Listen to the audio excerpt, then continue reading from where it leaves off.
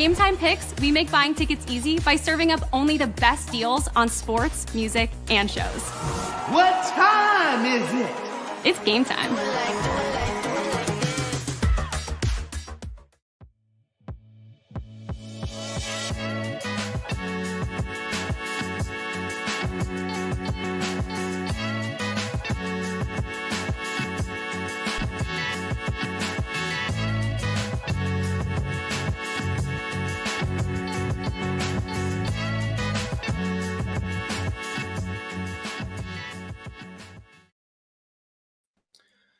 And a very pleasant good morning, afternoon, or evening, wherever you may be watching from.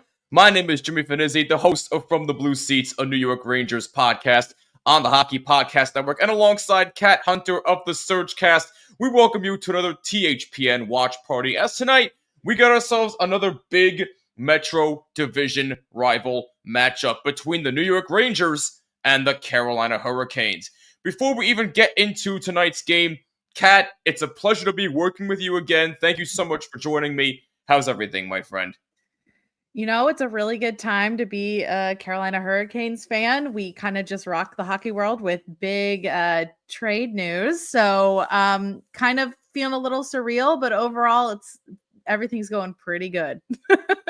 Yeah, no, we'll definitely get into that trade in a little bit, but big division game for both teams tonight, Kat, as both teams are coming off tough losses. Carolina coming off a 3-2 overtime loss to the Islanders this past Saturday, I should say, excuse me. And then the Rangers just coming off a really, really heartbreaking 5-4 loss to the Colorado Avalanche. So both teams you can expect are going to come out hungry, angry, and desperate for another 2 points, especially from the Rangers' perspective, because the Rangers were once in dead last in the Metro, but now they're trying to fight all the way back up to at least a wild card spot. And to say I didn't see this coming would be an understatement, because I don't think anybody saw this coming from the Rangers' standpoint. But look, I think the Rangers are going to come out desperate, but Carolina certainly got a lot better with that trade,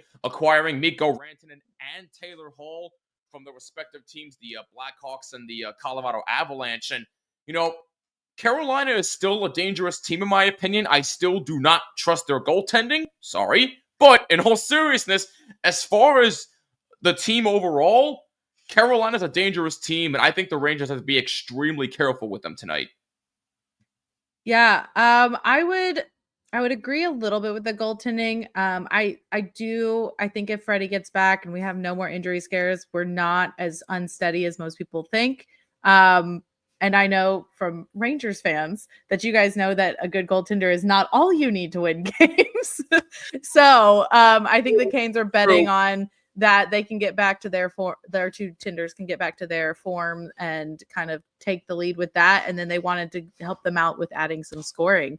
So yeah, it was interesting to see the Rangers. We talked recently on the Surgecast. We went through kind of mid-season. How did our predictions look? And none of us had really put the Rangers so far down, and now they're coming back up. So I don't know what's more surprising, how low you guys got this season, or now that you're coming back from it. So you guys are definitely have a little bit of whiplash over there. That's a bit of an understatement. I don't think anybody saw this coming from the Rangers, considering the fact that this is essentially almost the same team that went to the Eastern Conference Final last year. And now that they're having the season that they're having, it's kind of shocking to a lot of people. Got some comments in here. Someone watching on our Twitch channel. What's up? Gotten your pet? Sorry if I'm saying that incorrectly. Thank you for tuning in. Much appreciated. Jared, my main man, even though he is rooting for the Kings, I know he's a Bruins fan, but hey, I digress. One of my favorite Bruin fans to watch the streams. Good to see you, Jared. Hope you're doing well. What's going on? Goes a long time, no chat. Andrew in the house. What's going on, Andrew? Leo says, are you streaming the game? Not the actual game. We can't show the actual game because, you know, copyright will get us in trouble, and we're not about that life. So, this is all you're going to get as of right now. We got our scoreboard right up here for later on, but unfortunately, we cannot stream the game, Leo, due to copyright reasons, but we still appreciate you tuning in As always, Twitch is becoming very popular tonight, as well as my official Twitter page at BlueSeats94. Thank you to those watching on Twitter. Much appreciated. And bit of a surprise, I'm also streaming on my exclusive YouTube channel from the Blue Seats, a New York Rangers podcast. I wanted to do a little bit of a experiment here tonight, but of course, as always, we are streaming on the THPN YouTube channel. Let's hear some score predictions for tonight. Who do you think wins? Leave a comment down below. Goza says Rangers will win it 4-2, so he expects a close game. I expect a close game as well, but we'll give our predictions in a little bit. Gothia is also representing from Canada. Nice. We got our neighbors from the north watching tonight. What's going on? Hockey in the house, hockey from home. What's going on? I saw you posted a couple of videos recently. I'll check them out later. Good to see you. Danelle, the Jersey guy, and to the pretty wet-haired cat, look like you just washed your hair or something. I was just thinking. Yes. Yeah, you're correct. You're correct. This isn't just dirty and straight. Yeah, it's wash. But hey, Danelle, it is good to see you, my man. I hope you're doing well. Andrew says, sorry, but 5-4 Hurricanes. Well, wow, he's expecting a high-scoring game tonight. That would not surprise me at all. Look, I know Igor was not great his last game, giving up 5 goals. I wouldn't be surprised if it was a high-scoring game yet again. What's going on, Daniel? How you doing, my man? Always good to see you. Who else we got in the house? That is it for right now. We just got another score prediction here. Jared says 4-3 Hurricanes, and Rantanen gets the game winner. That would be very, very fitting for Carolina and be very fitting for the Rangers to do so. Danelle says, yo, Kat and Jim, let me ask you, what are your thoughts on the quarter-century teams of the Hurricanes and the Rangers? I don't think I've seen those yet. Have you, Kat? Yeah, so you have they come quarter century and they have 2 teams. There's like Team A, Team B. And then Team A can move on to be like, I think they go on to get for the all-around, like quarter century of all time. We talked about it recently on the Surgecast for the Hurricanes. We honestly were the Team A, perfect. We were there was not really anything we would change about it. I'm trying to, off the top of my head, remember, I think it was Aho, Brenda Moore, was it Glenn Wesley, Slavin, and Ward. I know I'm missing someone because I'm thinking of the second team too. But we were pretty happy with the first one. The second one, we had some, like, maybe we could have thrown in some different names there, but overall, we were pretty happy with what they came up with. Yeah, no, I would agree if I were to have seen the jerseys, but I'll be sure to look at them probably during first intermission, so stay tuned. Jared wants to know my thoughts on the Carolina trade, the blockbuster trade that happened over the weekend. Honestly, why do you call him Rank Tan? That's my question. Or is that just how you spell Rantanen? Rank Tan. I don't know about that one. But in all seriousness, though, this is a trade that me personally, I was just sitting on my couch on a Friday night minding my own business when all of a sudden I see that on Twitter and I said, wait, there's something happening here. And then I see Filipinos rumored to be traded. I'm like, oh no, are we in for a 4-team trade? And then I see the Carolina trade that happened between them, the Blackhawks, and one other team. But honestly, from a Carolina perspective, it's a pretty good trade. Pretty good trade. I do think they got a lot better offensively. You see, the goaltending matchup is Igor Shesterkin against Freddie Anderson, who's 5-1-0 this season, dealing with another injury. Good to see him back and doing well. Jared said, I can't spell his name. Hey, listen, spelling is hard. I get it. I can't spell half the time either. But listen, in all seriousness, Jared, we love you for it. Podcast dropped and we are underway. Kat, just a little bit of a heads up for you. I am on a streaming service here, so if I'm extremely delayed with something, I do apologize in advance. So try not to spoil anything too much for me if I miss anything. But anyway, underway from MSG here as Carolina tries to play the puck up ahead. It's out of the zone now by number 8, Brent Burns. I'm not. Part of me still can't believe that Brent Burns is still playing. How old is Brent Burns? I believe Brent Burns is 38 now. 38, 39. But also, 30. I love that you told me don't spoil anything. Your stream's a little bit behind. The stream on the screen was ahead of my screen, like my television. So I was like, when did we score? Now we did. I'm seeing that here. Let's see. Good pass up front. Oh, what a ripper! And they score! Number 17 of Carolina scores just 56 seconds in, excuse me, that's number 37. Looks like Svestikov has scored and Carolina has taken the lead. Yeah, that was a great setup by Taylor Hall. That's one of our new acquisitions. And he got bumped up he played the first game on the fourth line. It quickly showed he should be up a little bit higher. And he's showing exactly why we wanted him as part of the trade. He kind of gets left off. He's not like Rantanen was the big name of the trade, but I think honestly, our Eric Tulsi really he loves the finagle deals where you get someone that you weren't expecting to get and they turn out even better than what you were imagining. So Right. so far I've been very happy with what he's done, like just two games. So can't wait to see what else he does. Well, that has been the Rangers' problem the past couple of games, giving up early goals, and 56 seconds in, Carolina has taken a 1-0 lead on a goal by Andrei Svestikov, and Taylor Hall, that's his first point as a Carolina Hurricane. And again, Kat, like I said, try not to spoil anything too much. As you can see, I am way behind when it comes to this. Unfortunately, the cable in my house is not working, so I'm resorted to using Gotham Sports, so I do apologize in advance. Liam has just joined the chat. What's going on, Liam? Good to see you. He says 4-2, Rangers will win. Hey, it's still early in the game. Anything's possible. Jared's asking, Kat, what are your thoughts on the trades for your Canes so far? We did talk about it a little bit at the beginning of the stream, but Kat, if you want to just give your quick thoughts on it, the floor is yours, my friend. Go ahead. Yeah. So it's a little bit of mixed feelings, but I think mixed feelings just because we've gotten so attached to the team that we've had. And honestly, like we're second in the Metro with what we've had going. And both players that we sent over to the Avalanche were really good players in their respective like positions. Nate just has that explosive speed. He's just such a high skilled player that for a while he wasn't really hitting our expectations, but we knew he could get up to that level. So it was that idea of, okay, do you want to let him go somewhere and really excel, or give him a little bit more time that he can work with the Canes? And we did that. We saw him kind of really step out and show what he could do at the beginning of the season. He cooled off a little bit. And then Drury was just such a solid, he could move up and down in the lineup as a center. His face-off percentage, his winning is incredible. And such a locker room presence. So both guys, Hurricanes fans loved, but we have been asking for some more scoring. We're really good at scoring from our blue line, but we would really love some more up top. We also have that little bit of an issue of giving up the first goal quite a bit. So we've not really 56 seconds into this one. Yeah, that's just saying. But that's one of the new acquisitions to help with the scoring. But yeah, we honestly, it was really funny.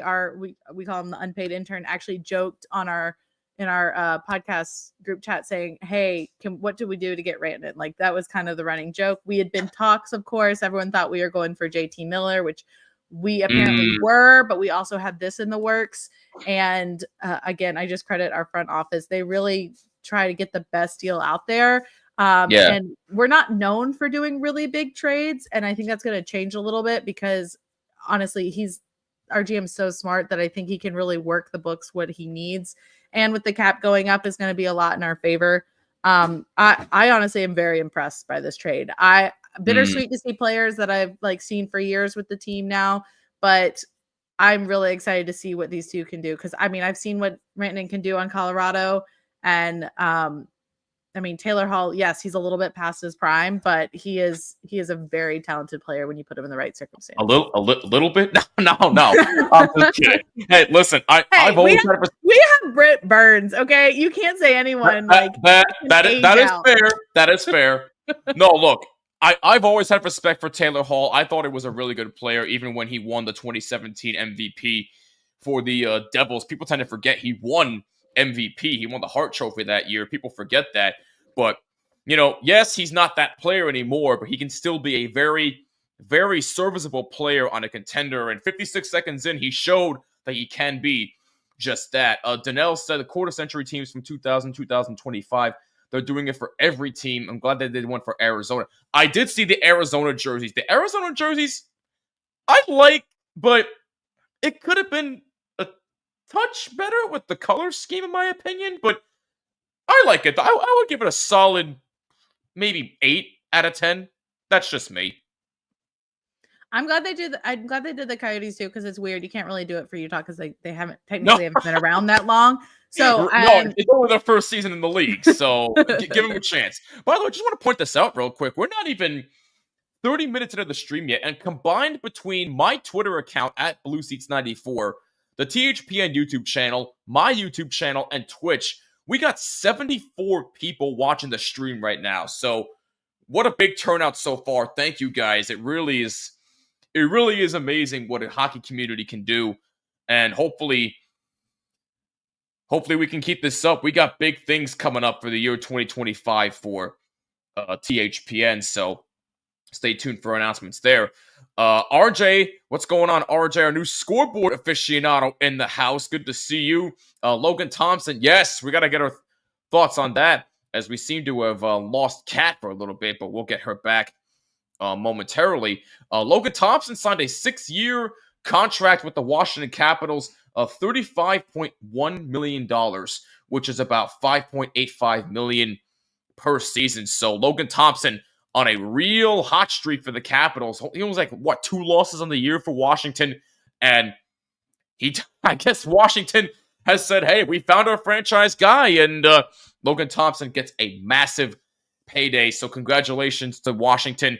Is it risky? Yes, but for Washington, I guess they figured, hey, it's their franchise guy now. Why the hell not? And we got Kat back. We got some difficulties, but we are back. I was just discussing the Logan Thompson extension that was just granted by the Capitals. What do you think about that?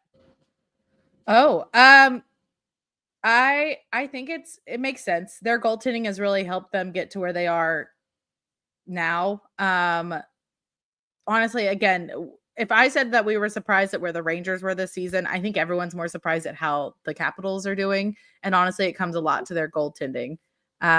So I'm not really surprised. They really need it. I think their goaltending has been phenomenal, especially I have them on my fantasy teams. So I am all on board with them. So I'm not surprised by it. It's not like a huge deal, but I just think goaltending is kind of a luxury in the.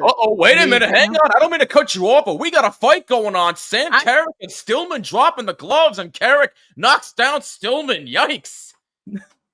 Very rarely do you see Sam Carrick get involved in a fight, but I guess they must have been chirping all game so far, and they'll get 5-minute fighting majors. It's Stillman's first game too. He's been on our kind of being called up just in case, and this is his first game. So I feel like this might be a little bit of hey guys, I'm here. This is what I can bring to the table. I feel like it's a little bit of a show off of a fight. I'm not upset with it.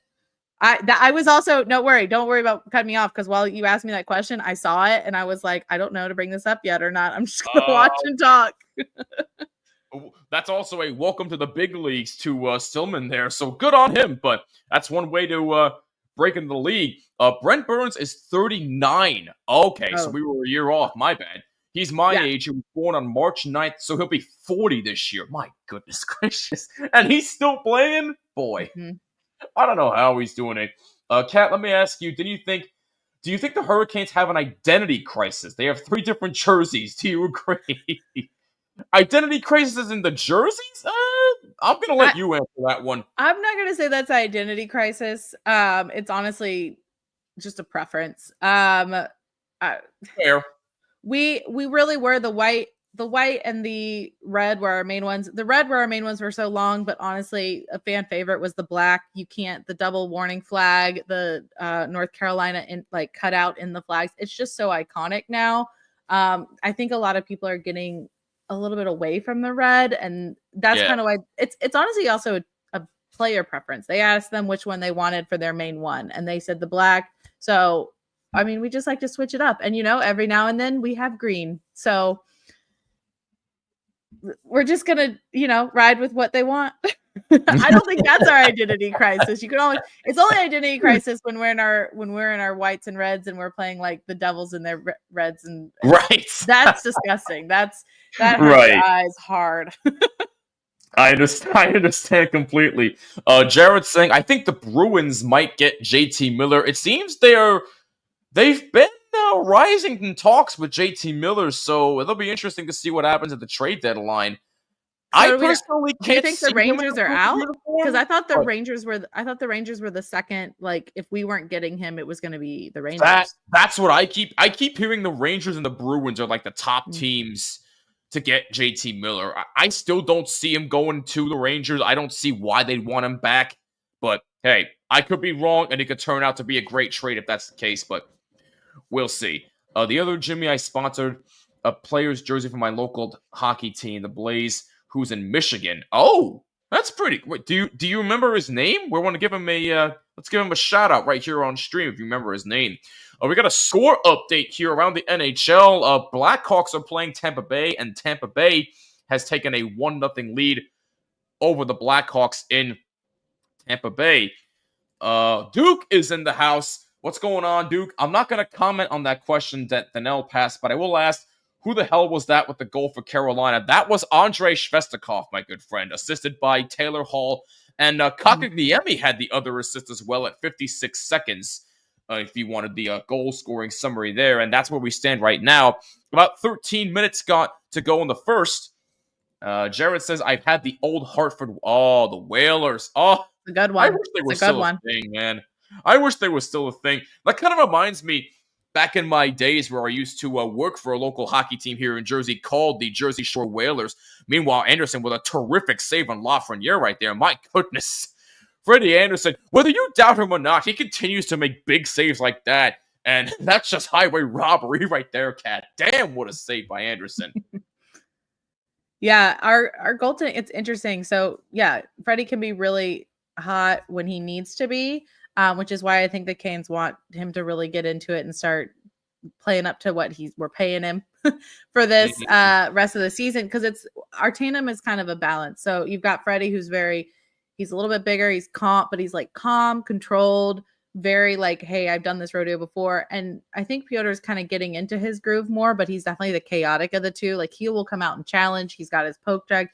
He's very like, do get the save at all, whatever it takes. Freddie, on the other hand, Freddie, on the other hand, is very comfortable sitting, hanging in his crease, making the calm and collected saves that you're just like, wow, I can't believe he made that. There you go. My Leafs have green for St. Patrick's Day and only our core four in an identity crisis.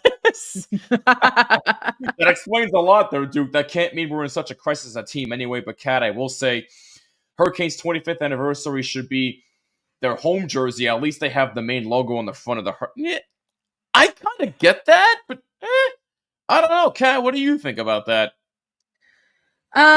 So that was our jersey. I mean, it's a 25th anniversary jersey for a reason. Like, that was Right. It's an old jersey brought back. We've rocked that for a while, but like, as the team progresses and as it continues to grow and we get better marketing, and it's going to change up. I mean, the Rangers, I mean, you have your I always think more of you as diagonal with the Rangers, but you guys don't always have your shield on the front. Right. It just depends on the team, honestly. A lot of people are like, yeah, it's the eye of the hurricane. Like, that's what we're all very used to. But meanwhile, I'm again, my apologies, but looks like we have a penalty. Martin up for slashing, so the Rangers are going to get the first power play of the night. Hito was the one that drew the penalty, so first power play of the night belongs to the Rangers here. You were saying, Kat? I'm sorry. Oh no, you're good. I've been watching the power play go on. It looked like you guys had no, please go ahead. You guys had a hard drive to the net. Freddie made the save, but I'm sure, making sure nothing happened. Martin took the penalty. You're good. You're good. But yeah, I mean, it's preference, and honestly, Canes fans, like, we're very used to that normal like Eye of the Hurricane logo, but we also want something new. We want to refresh it. We want to get like our jerseys. We're very different than a lot of teams. We don't have a lot of very throwback jerseys except for the Whalers. But that wasn't like our identity as the Hurricanes. So we do like to like switch up our logos and change up our jerseys, because later on we're going to want to be able to throw back to those and kind of like pay respect to those as well. So I personally love the black one. I love the double flag. That's my favorite logo. But the other ones are great. The red and the hurricane eye is classic. Fair enough to me. The player is Zach Heinz, who's from Michigan. Well, shout out to Zach Heinz. Thank you for that, Goza. I also have an old Cam Ward jersey, the Stanley Cup. Oh, from '06. Wow. That's fantastic. Okay. Wardo is the man. That All was my right. first jersey. It wasn't the Adidas. It was the what's the brand? Wait, wasn't it Reebok. I was going to Reebok. say, wasn't It's it not the Reebok most at the time? comfortable, but that's how long ago. Yeah. I don't think Reebok's doing anything with jerseys anymore, are they? Nope. That's what I thought. Okay. By the way, we have an update here from New York. Tampa Bay Lightning defenseman Emil Leilberg has been suspended 2 games without pay for interference against. Oh, I did see that hit. Yeah, that's something you can't be doing in the NHL. You can't be interfering like that. I went to a college fair today. Ooh, very nice. Good luck to you, Liam. Any ideas of where you want to go? I'm curious about that. Aaron Bridges in the chat. Let's go, Miko Rantanen. He'll also learn to despise these Rangers. I see where this is going to go tonight, my friend. But good to see you, Aaron. I hope all is well with you. That's kind of hilarious because was that another jersey company at that time? CCM? Are they still doing stuff? I know CCM for sticks. For sticks. Oh, okay, gotcha. No, but that's funny that he said that. No offense to the Rangers. We do have from all our playoff history, we have a history.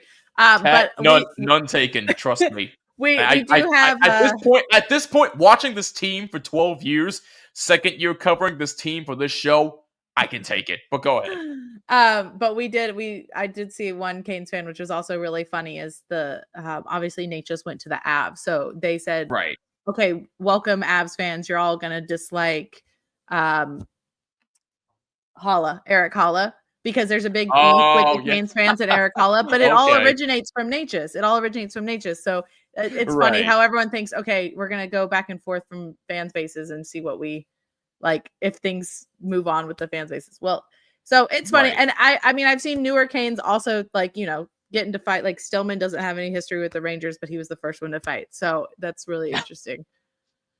Fair enough to me. 38 seconds to go in the Rangers power play. 10:35 to go in the first. 1-0 Carolina on the goal by Andrei Svestikov. Panarin gets it back as a shot blocked in front, and it's cleared out of the zone. Panarin gets it back. 20 seconds to go in the power play. Panarin pressured by a couple of Canes. Zibanejad has to play it in center and out of the zone. Zibanejad has it back. Rangers try to move on up. Taken away by Carolina. Keandre Miller had that puck and cleared out of the zone, and that should just about do it. Power play is over. Teams are back at full strength. Good penalty kill by Carolina. Shout out to all of you. Once again, like I said, we have almost 100 people combined watching this stream tonight, so we thank you very, very much. We truly are thankful for all of you. I mean, it's crazy what the power of social media can do sometimes when you spread the word about these streams. And this hockey community it's grown so much with the THPN YouTube channel and all of our social media with all of our shows and stuff that, I'm very grateful that I've just been given a chance and been given the opportunity to work with such amazing people like Kat, Neil, Kyle, and everybody else involved with the network. So, nights like this just goes to show you how grateful you should be and not take certain things for granted. But I just wanted to get that out there really quick. So from the bottom of all of our hearts, thank you guys. Your support truly means everything to me. And Jared says, looks like the Bruins have taken a 1-0 lead. Low looks like, or Lohi. I'm not sure how you say his name. Lohi. Thank you very much. I like the Hurricanes black jersey, but should have kept the alternate like before. It's all preference. But on another note, Jimmy, I have a question for you. I watched. Yes. I saw. I think it was one of the last goals. I think it was an empty netter. One of the last goals from when you guys just recently played the Avs. And I saw a little bit of discourse. One of the Canes reporters mentioned it, but I also saw someone else. I don't know if you saw it when I think it was the Rangers. I think it was empty netter because you guys entered the zone and the Avs got a steal. And from the looks of it, it was Panarin's man, and he kind of gave up on the play and just kind of hung back. Right. which has gotten a lot of discourse from people being like, that's the guy that ends up scoring as your man. Like, why'd you give up on the play? I don't know what your thoughts were on that, and if that's been like a little bit of the case this season, if that's unusual, or what your thoughts were on that play in general. That's basically The sigh. that basically has been a microcosm of what the season has. It's bizarre, is what it is. Can I just say that it's been bizarre, and that's how this whole season has been. Because again, if you would have told me the Rangers would have been dead last for 2 weeks, I would have said you were nuts. But that's how bizarre the season has been, and plays like that, like you said, have been a microcosm of their inconsistencies all season long. Yes, they've been playing much better lately, but I still have questions about them, especially when it comes to them defensively, because defensively, it's the worst I've ever seen them, even though they've been playing a lot better. But I have no comment about that play, other than the fact that it's been a microcosm, and it just sums up the bizarre season that has been the 24-25 New York Rangers. Okay. And follow-up question. So we had our recent big trade. You guys have also had some trades and let go of some players. Right. And I know you've probably discussed that. I know that's a little bit of older news for Ranger fans, but I do want to know, as a Ranger fan, what was your thoughts on those with like Capo Caco, like all of that kind of transpiring, and what your thoughts were on it? It should have been Keandre Miller that was traded. Capo Caco was the wrong guy to trade. At least with Capo Caco, when he does play, it's been more consistent than Keandre. Keandre Miller has been so inconsistent, it's a joke. And I like the kid. I wish him well. But Capo Caco has been a much better defensive player than Keandre Miller. That says something. That really says a lot when an offensive winger plays better defense than an actual defenseman. He was the wrong guy to trade. And personally, look, I like Will Borgen. He just got a 5-year extension. He's really impressed me. But that doesn't change my feelings that they should have kept Capo Caco. That's just me. By the way, the Sabres have just tied the Boston Bruins' Tage Thompson scoring for Buffalo there. But anyway, yeah, Capo Caco was the wrong guy to trade. Okay. Yeah, I saw you guys had that little bit of shakeup, but you guys were still a little bit in your slump. So I was just curious on your thoughts on that. I mean, I know that was a big one. That and Trouba, I knew that was all a big one for you guys. Trouba was inevitable. I mean, look, the fact that they got his contract off the table, that's a win in and of itself, but Capo Caco surprised me. What's going on, Connor? Long time no chat, my man. Good to see you. Who else we got here? Trade Miller, trade Sleepy. I forgot your new name for Zippy is Sleepy. Oh my god. I love you, Goza. 7:25 to go in the first. Carolina still hanging on to a 1-0 lead. Goal by Andrei Shvestikov, assisted from Taylor Hall and Kakaniemi. Why does your head hurt, Connor? What's going on with you? Are you doing okay? No, genuine question. Are you actually doing okay? Genuine question. Puck all the way down on the Carolina zone. Drink some water, Connor. Drink some water. Keep yourself hydrated, boy. Hydration. Kreider keeps in. Good pass in front. That shot's blocked. Rebound saved by Anderson. Good chance. Chris Kreider had the initial shot as he has another chance right there, and that's blocked in front, and Carolina gets it out. Rangers applying some good offensive pressure here late in this first period, and Anderson coming up big. Montreal has taken a 1-0 lead over the Jets. By Slavkovsky is the one who scored for the Habs. Oh, he was replying to Connor, gotta go rest it. Yeah, I was going to say rest and water definitely are the two main things to help you with your head. 6:26 to go in the first period as we get a stoppage in play as that puck goes into the Carolina bench. 1-0 Hurricanes.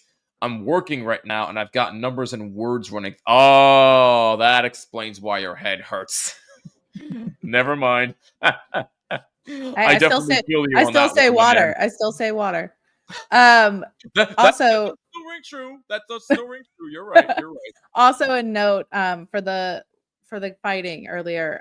So here's a little story. So currently for this game, I do want to say Carolina is running 11-7 because Jack Roslovic is out with illness. Yes. This is Corey Stillman's first game Riley Stillman. His dad was Corey Stillman. That's my bad. That's okay. That's okay.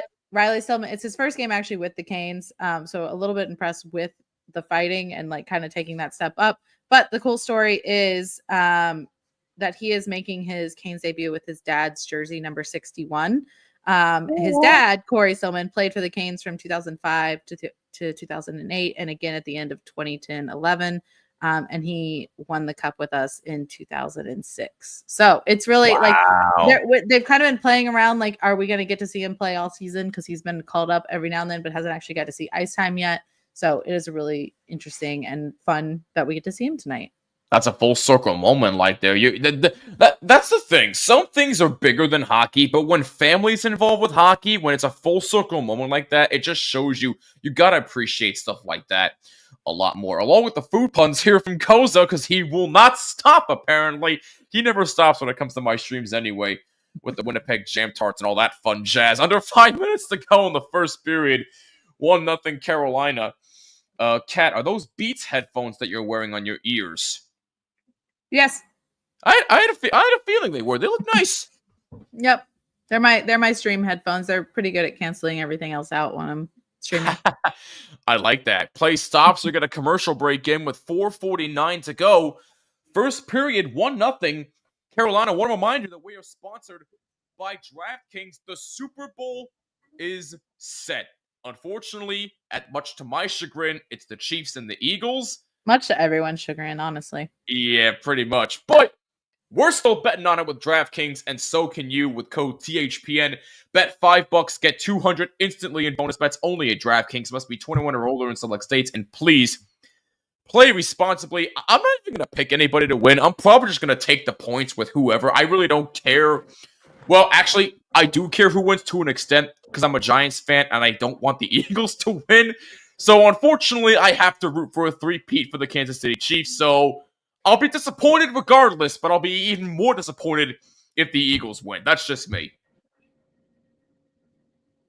I think if the Eagles win, they need to give a honorary ring to Jason Kelce because really that's who we all want to win at this point. He just missed it last year, but that's kind of the only Kelce I'm interested in winning even though he already won a ring in 2016, but yeah, I get what you're saying. So yeah. I'm just saying, but yeah, I'll be very disappointed if the Eagles win. I despise them. Look, do I like some of the players on the team? Yes, I do. I like Jalen Hurts. I like Dallas Goedert. I like Devontae Smith. Oh, actually, we got a trivia question for the night. I like to do this with my audience here. Who's the only Ranger to score a power play goal and a shorthanded goal against the Hurricanes? What kind of question is this? What kind of question is this? Jeez, I have no idea, to be honest with you. Any guesses? Leave a comment down below. I'm actually curious to know your guesses. Meanwhile, do we have a penalty right here? Looks to be it was a boarding. Interference. Oh, I thought it was boarding. Interference, maybe it. Well, it doesn't look like they had called it, but it probably should have been a boarding penalty, but no harm, no foul, according to... Oh, actually, it is. My apologies. I just got the notification. So Carolina does get a power play. Lafreniere for cross-checking.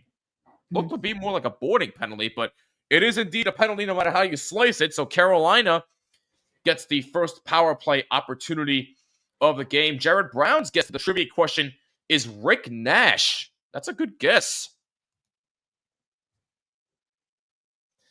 To be honest with you, I can't even think of an answer to this question. The only Ranger to score a power play goal and a shorthanded goal against... Yeah, I mean, Rick Nash is a good guess. I don't know. I honestly have no idea.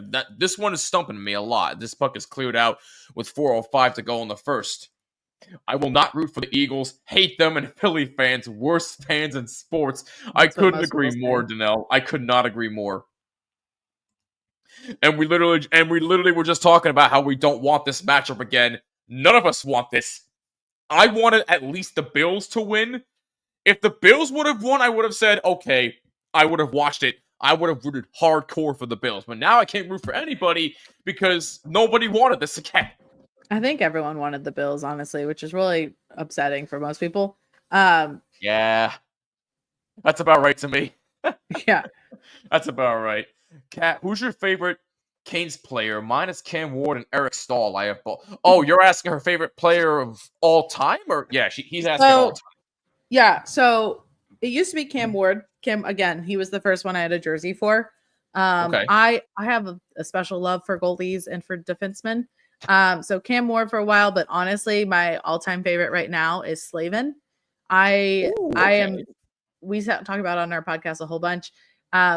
We are the number one Jacob Slavin fan group because we think he is not really recognized for all he can because he's not a very high scoring defenseman. He doesn't get all the recognition that a lot of the defensemen around the league does, but Right. he is so good defensively. He you might be like, wow, he only got 2 penalty minutes. And you're like, yeah, but that's a really hard thing to do against really skilled forwards and not committing any penalties for 82 games except one. And most of the time that penalty is a puck over the glass is insanely hard to do. So have a good night, Duke, by the way. Good to see you. Thanks for tuning in. Sorry, Kat, go ahead. No, you're good. So honestly, just his responsibleness with his stick, the way he can just body people off, but do it in a responsible way that he's not committing a penalty. If you watch him play and anyone that plays with him, just their defense is elevated. It's insane. That's why we've been able to have some of our defensemen like Brent Burns really get to go on their offensive spurts because Slavin covers them so well. But yeah, Jacob Slavin. Long story short, Jacob Slavin, excellent defenseman. Jacob Slavin. He is certainly an underrated player that I don't think anybody's really talking about unless you're a Hurricanes fan. He's getting more recognition now, but he won't get because the Norris is now all about scoring, or not Norris. Yeah, it's all about scoring and whatnot. He's not going to get that, which is there needs to be an actual defensive award. But yeah, I could go on and on about this. Power play is over, by the way, for Carolina. Good penalty kill by the Rangers. 2:30 to go. First period. By the way, what time are you at? What is your score clock saying on your TV, Kat? It is now just hitting 2 minutes left. Oh wow! So yeah, I'm 20 seconds behind you.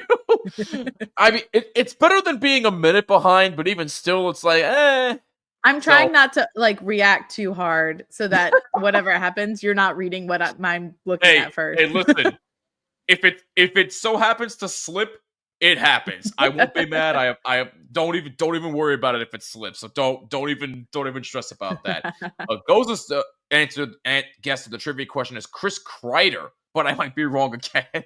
I was honestly dead wrong on the last trivia question, so you never know, Adam. Panarin has been really good against the Canes, so I was maybe gonna guess him, but Panarin, okay. I don't know how long, far back we're looking. Yeah. Well, we'll find out the answer in the third period. Shots are 10-8 in favor of the Rangers, but Carolina still hanging on to a 1-0 lead here on the goal by Andrei Svestikov. And that shot, saved by Shesterkin, comes out of the crease to cover the puck. Big time save by Igor Shesterkin. Was that Jacob Slavin, the player we were talking about, 74? Mm-hmm.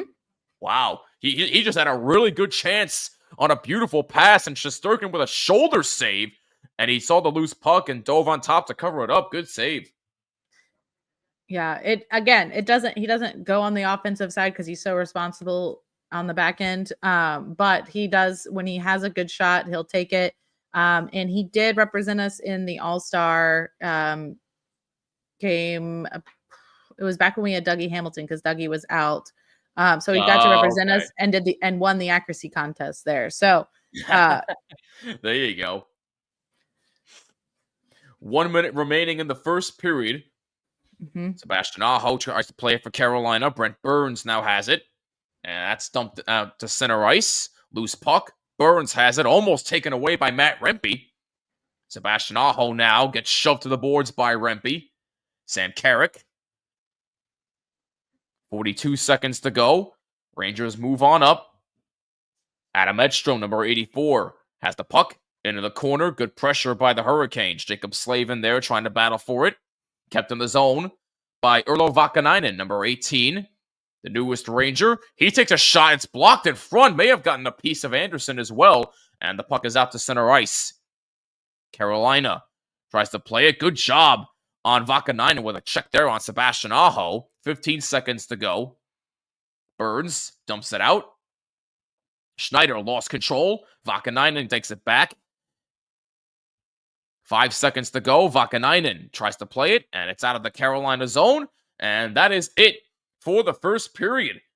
Rangers certainly played a lot better after giving up that first goal 56 seconds in. And after a period of play, it is 1-0 Carolina. Kat, what did you think of that first period?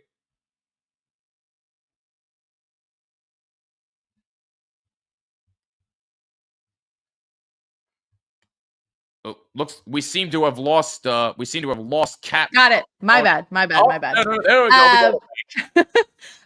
You guys seem to have outshot us a little bit, and you've had some good shots. I'm pretty impressed. We've had I think quite a bit of block shots on our end, so I'm glad to see our defense. Our defense has been a little bit of a hard time recently, so glad to see them getting back, checking back. And I think they're actually really challenging Shesterkin. So I think it's been a good game. I'm very impressed. This is more of a pushback from the Rangers than we saw previously. So yeah, you guys are there's some improvement there from last time. Yes, there is improvement, but for me personally, I would like to see more from a Rangers standpoint, but we'll talk about that during first intermission.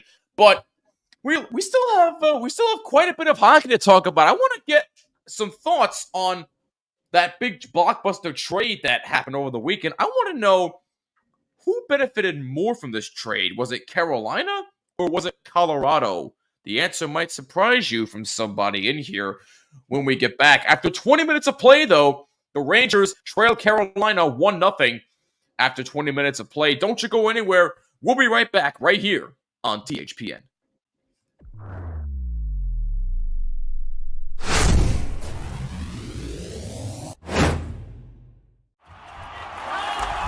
Whether you're looking for courtside or upper deck, opening day or opening night, comedy or concerts. With Game Time Picks, we make buying tickets easy by serving up only the best deals on sports, music, and shows. What time is it? It's game time.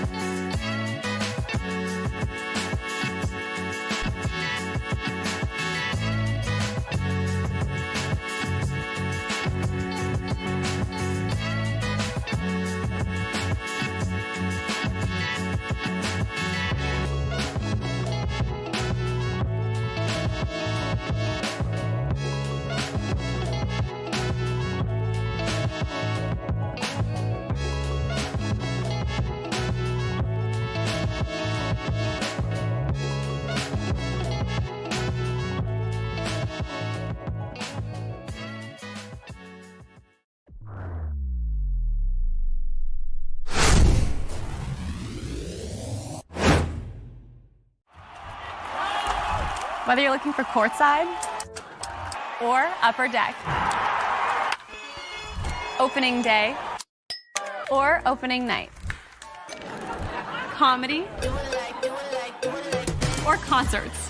With Game Time Picks, we make buying tickets easy by serving up only the best deals on sports, music, and shows. What time is it? It's game time.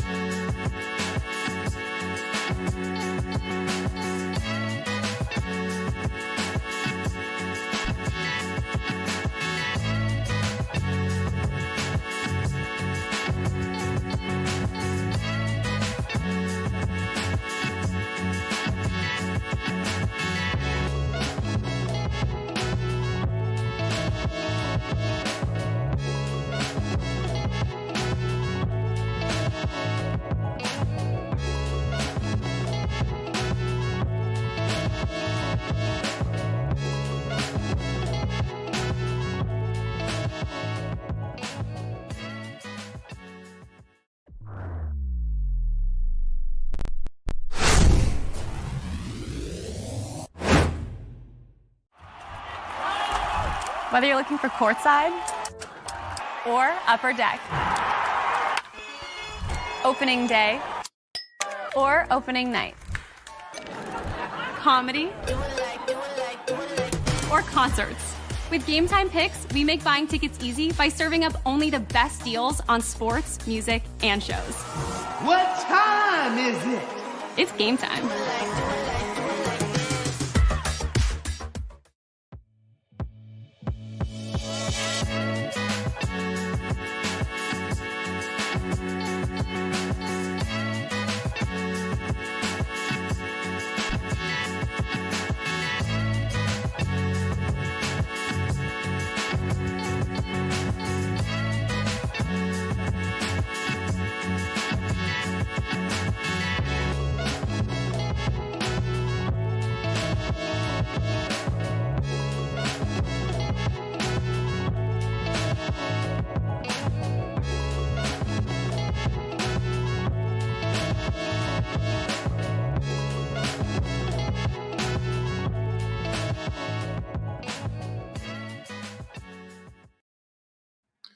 You're watching another THPN watch party presented by DraftKings. Use code THPN at sign up. New customers bet $5, get $200 instantly in bonus bets only at DraftKings. Must be 21 or older in select states, and please play responsibly.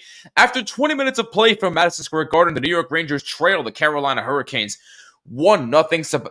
Andrei Svechnikov scoring a goal 56 seconds in, assisted by Taylor Hall with his first point as a Carolina Hurricane, and Jesperi Kotkaniemi at 56 seconds, and that is where we stand right now. I want to remind you, make sure you follow us on all social media at HockeyPodNet. It is down below right here. And also make sure you follow my show From the Blue Seats, a New York Rangers podcast, at BlueSeats94 on Twitter and Instagram. And also subscribe to my YouTube channel if you have not done so. We are also streaming on my YouTube channel tonight. A little bit of a experiment going on right here. Between that, my Twitter account at BlueSeats94 and the THPN YouTube channel and Twitch, as well as Facebook, 100 people have been watching the stream. And again, thank you so much for all the support, guys. It truly does mean everything. We could not be doing this without you. So thank you very, very, very much. Also, for those who have voted for the Sports Podcast Awards, the winners will be announced this Thursday, January 30th, and From the Blue Seats was featured as a finalist for Best Hockey Podcast for the year 2024-2025. And I want to say thank you to everybody who has voted. It is truly, truly much appreciated.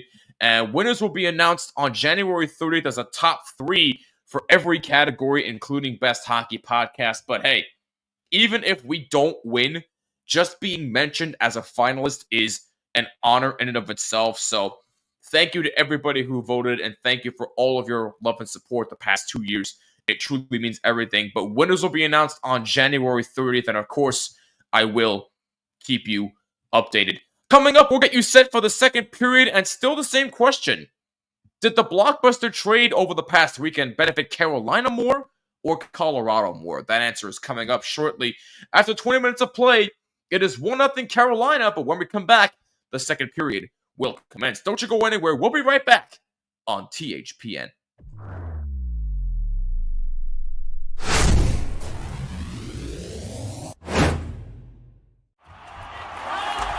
Whether you're looking for courtside or upper deck, opening day or opening night, comedy or concerts. With Game Time Picks, we make buying tickets easy by serving up only the best deals on sports, music, and shows. What time is it? It's game time.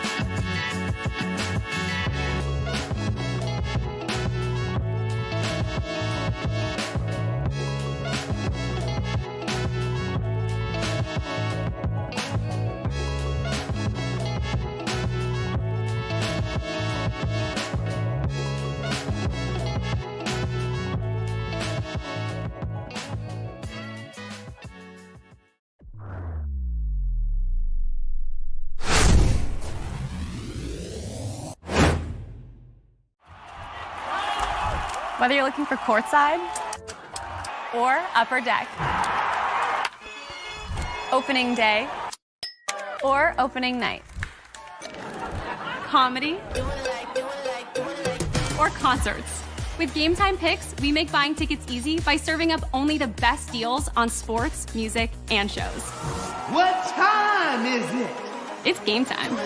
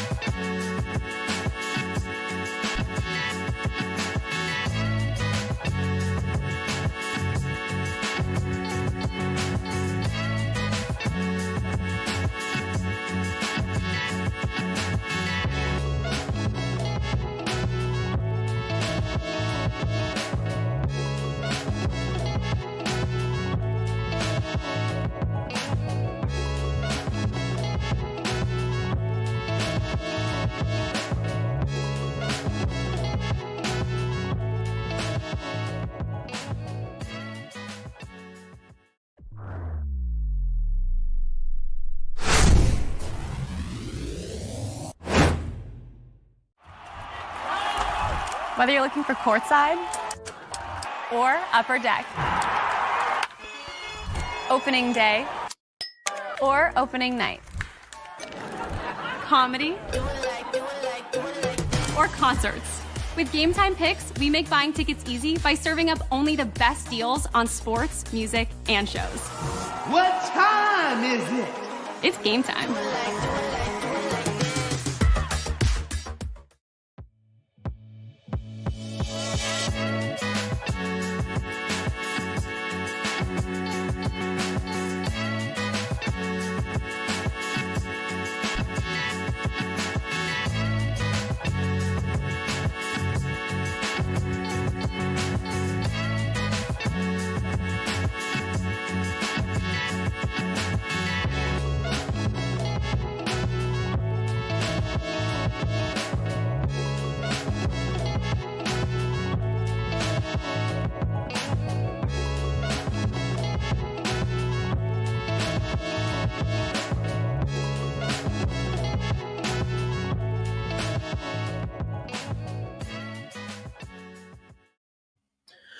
Welcome back to Rangers versus Hurricanes right here on THPN. My name is Jimmy. We will have Kat back for the start of the second period momentarily. In the meantime, let's go over some around the league scores as of right now.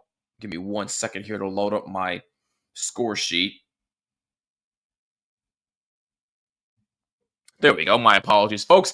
First of all, we got our game. Carolina holding on to a 1-0 lead over the Rangers. Andrei Svechnikov scoring his 16th of the season, 56 seconds in. Bruins are in Buffalo taking on the Sabres. They are tied 1-1. That game just got underway in the second period. Tage Thompson and Lowry scoring for their respective teams. Montreal taking on the Jets in Montreal. That game tied 1-1 in first intermission. Slafkovsky scoring for Montreal and Kyle Connor scoring for the Jets. Tampa Bay leading the Blackhawks 1-0 in first intermission. Braden Point continuing his hot season, scoring his 28th of the season. Islanders taking on the Colorado Avalanche. That game is scoreless on Long Island with about 6:50 to go in the first period in that one. Later on tonight, about an hour from now, you got Washington in Calgary to take on the Flames. The very surprising Capitals, I might add. And then later on at 10 p.m., Eastern Time, you have the Stars in Vegas to take on the Golden Knights, and then you have the Anaheim Ducks in Seattle to take on the Kraken. That is where we stand right now for out-of-town scores, and we're going to take one more commercial break here, but when we come back, the third period will commence, and we will catch up on all your comments, so don't you go anywhere. We'll be right back on THPN.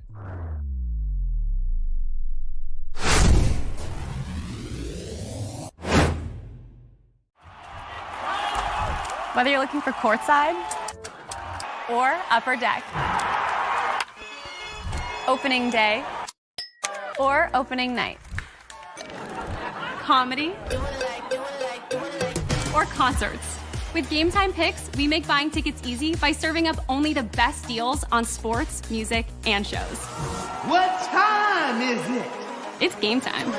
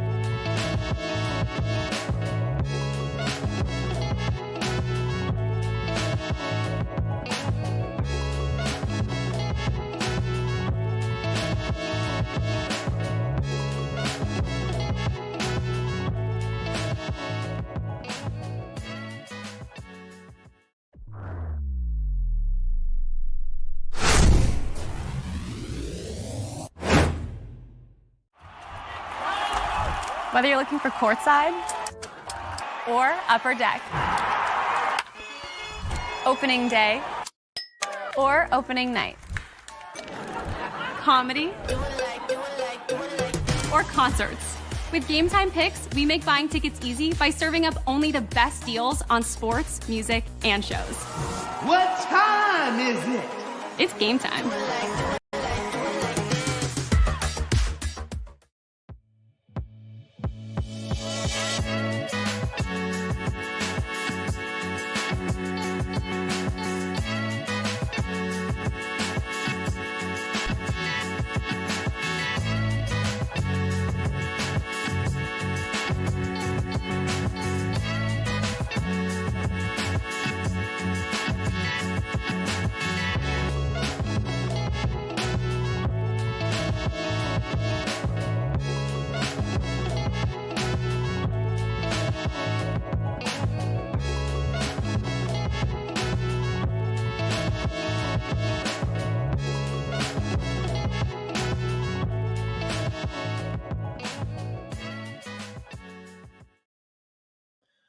All right, we are back, ladies and gentlemen, getting ready for the start of the second period between the Rangers and the Carolina Hurricanes. Carolina has a 1-0 lead over the New York Rangers.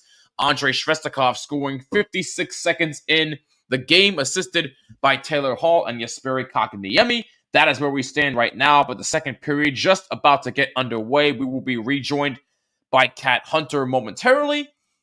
Jared says, to be honest, Canes did a really good job on the trade so far. They added more scores.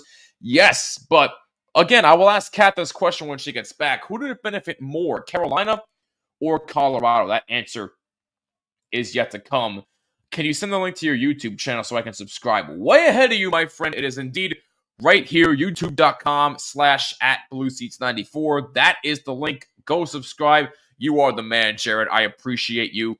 Thank you very, very much. And those who haven't subscribed yet, go subscribe to From the Blue Seats on YouTube, as well as on all audio platforms as well. It would mean a lot to me personally as I'm trying to grow my brand. MCS, what is up? Sorry I joined late. I was filming a YouTube video with a friend. No worries at all, my friend. And I hope it's went well, by the way, as we are underway in the second period. And not only that, just in the nick of time, Cat Hunter has rejoined us. Cat, everything okay? Everything good. I just had to eat dinner really quick. When it's a 7:00 game, it's right at the dinner time. So nah, it's hey, you gotta eat. You gotta do what you gotta do. What's up, Magic Carve? Carolina fleeced the Avs.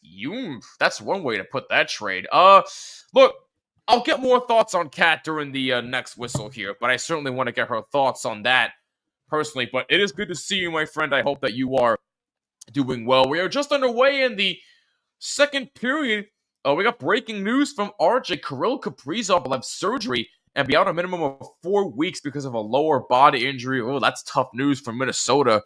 Kaprizov continuing to be red hot, and now he's going to be out for a while. So Zuccarello's probably going to have to ask to do a lot more. I miss Zook, though, just saying. But all the best to Kirill Kaprizov, and hopefully he gets back sooner rather than later. Yeah, thankfully not season-ending injury, but that's yeah.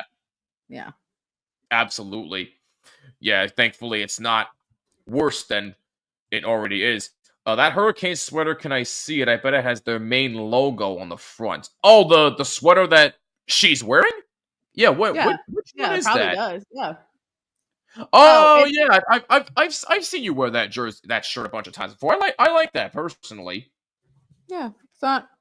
I mean, I would say most of the time, the main like merchandise has the main logo on it. Yeah, The double flags isn't like I wear I have the jerseys more, but I guess most of my actual other merchandise has the main one. there you go. That's it. But yeah, Kat, I didn't want to get your thoughts on since this guy said Carolina fleeced the Avs. Who do you think that blockbuster trade benefited more? Is it Carolina or Colorado? So I think it's a little bit of wait and see. Okay. Because I think Drury's gonna be a really strong like 3C for like he's a really good locker room presence. So I think he's Right. gonna be really good for the Avs in that way. Like he's a good bonus. I think Natchez' speed and his style of play. I mean, he's already got 2 assists now with McKinnon. So I think he's gonna really excel being on that top line with him. I think yes, the Canes might have only because like Chicago didn't really get anything out of it. Would I say the Canes won it because they were able to get True. Taylor Hall and Chicago taking that contract, like half of Rantanen's contract. And But Chicago only got what, a 3rd round pick back for this year's draft? they got their own draft pick back. Yeah, that they exactly. had given to us So previously. what are they getting out of it? Absolutely nothing. Yeah. So, and I would say yes, but also like I think the Canes did a little bit better. I think they're right there with the Avs. It really depends how the contract negotiation goes with Rantanen, honestly. Yeah, Jared's saying because they added more scores that Carolina did. Carolina did better. I do tend to agree with that, but I gotta see how it plays out for Colorado first before I can officially make that judgment myself. But everything you're saying is not wrong. I think we just need to see how it plays It's a little out. bit of a waiting game. Video Everyone views wants for to me, know like- his contract real quick. And he's like, Yeah, go I ahead, haven't go ahead. even played a game in Carolina yet. So True. And thank you, by the way, Jared.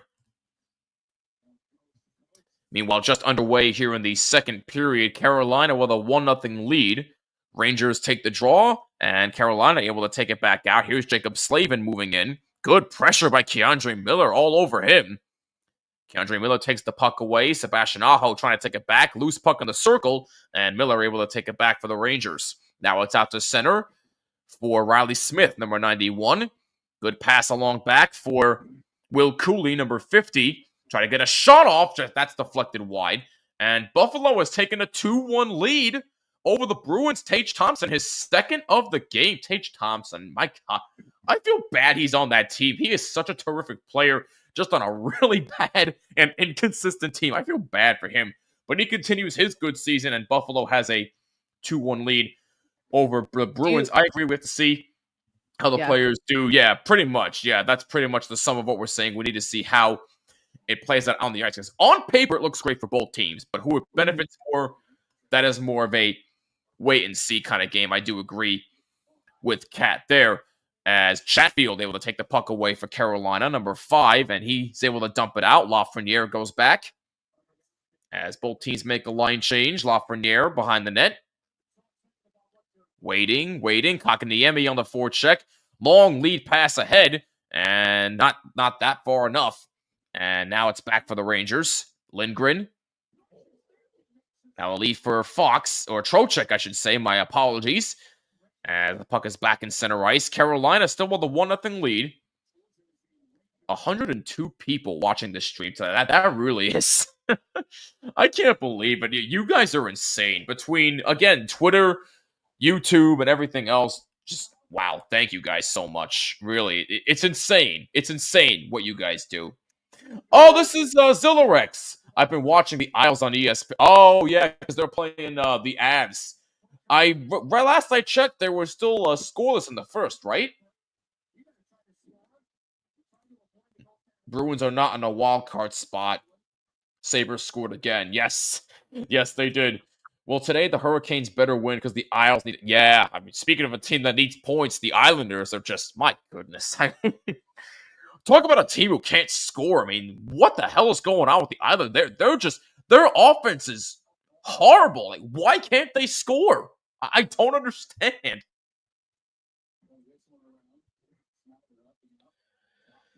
Svech had a hard. I mean, Svech is having a really good game so far, but a little iffy there because he powered to the net, and your defenseman Lindgren kind of pushed him into Shesterkin.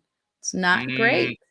Yeah, I did see that. I'm surprised. I'm a little bit surprised at that one, but I guess they're letting the boys play as that puck goes out of play.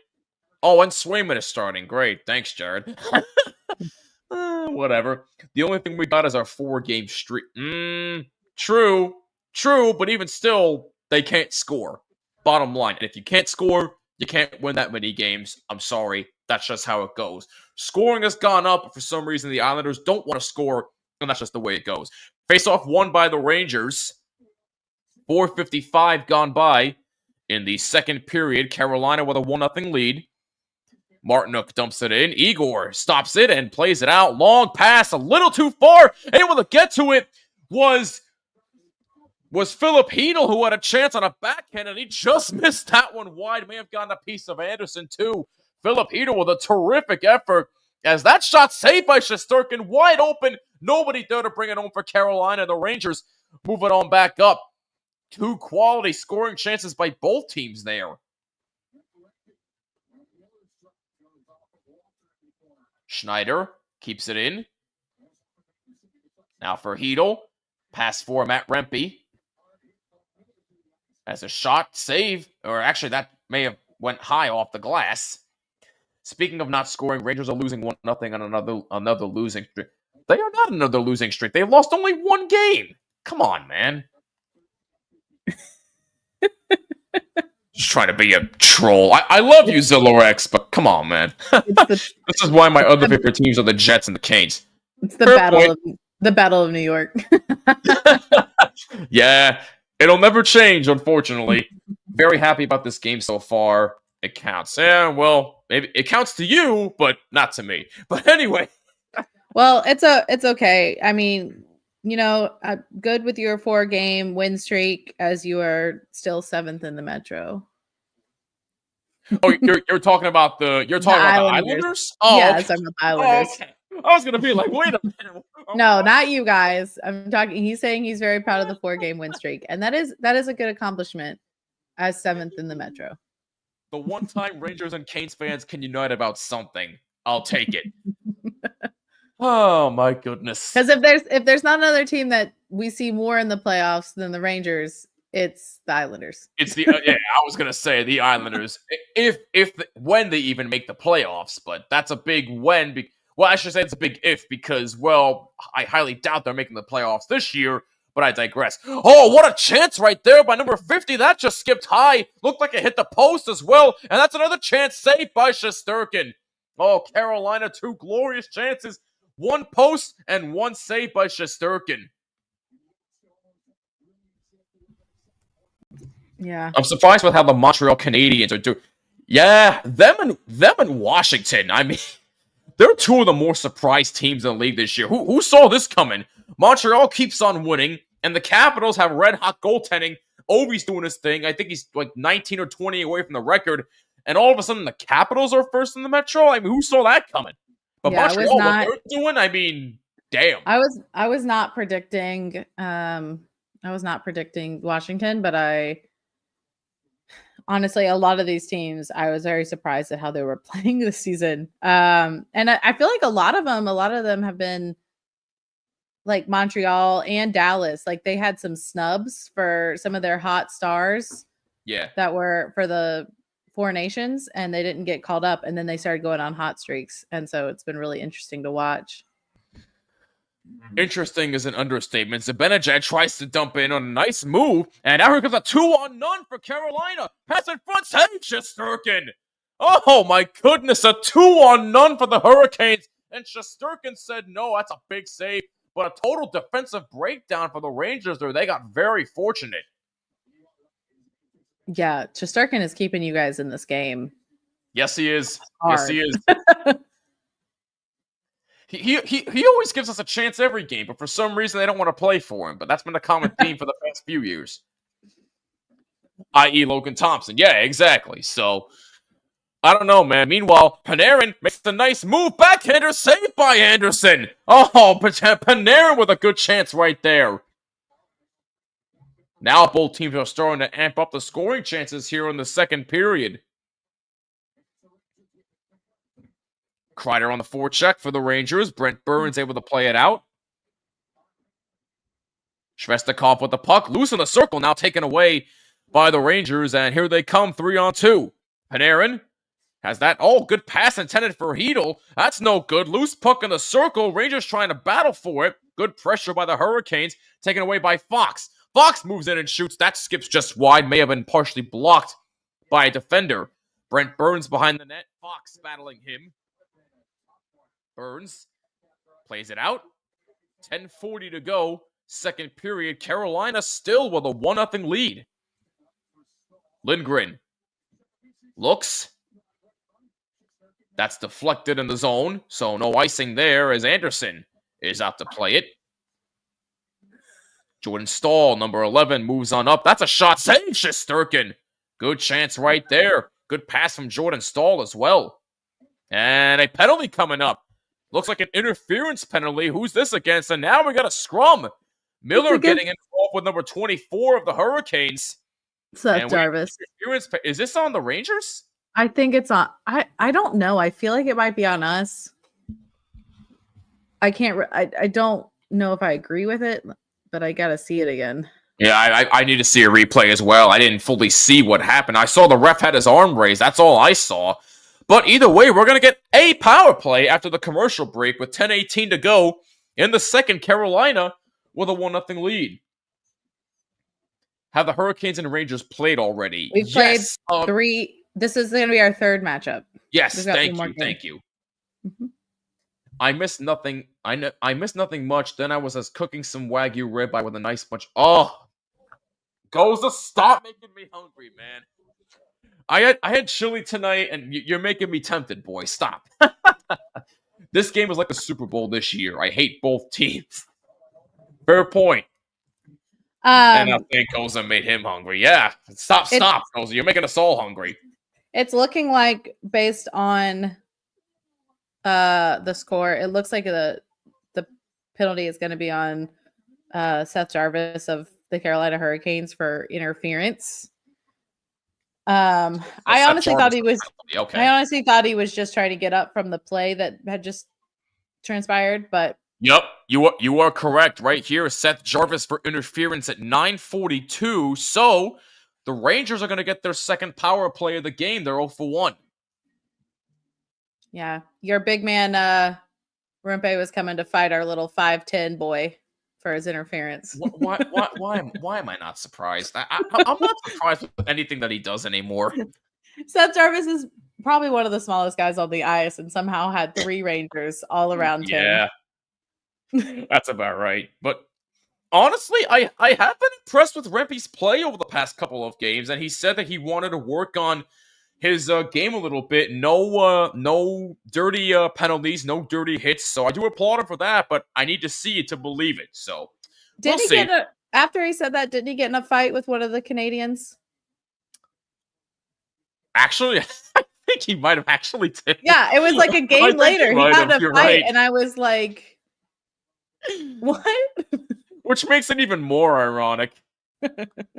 Oh, by the way, oh, wait a minute. They called that interference? Yeah, he got shoved. It looked like he got shoved by Miller into I can't tell the other Ranger. It looked like he got shoved into him, and so they called that as interference. That's a bit borderline to me, but and then Miller tried to sell some high stick. Yeah, it looked like it was just a scrum up front. I'm not really liking that penalty, but so Jarvis for interference at 9:42. Rangers on the power play. Fox, Trocheck. Now Panarin moves up. That shot just skips wide. Trocheck shoots off the side of the net, and the puck is cleared out of the zone.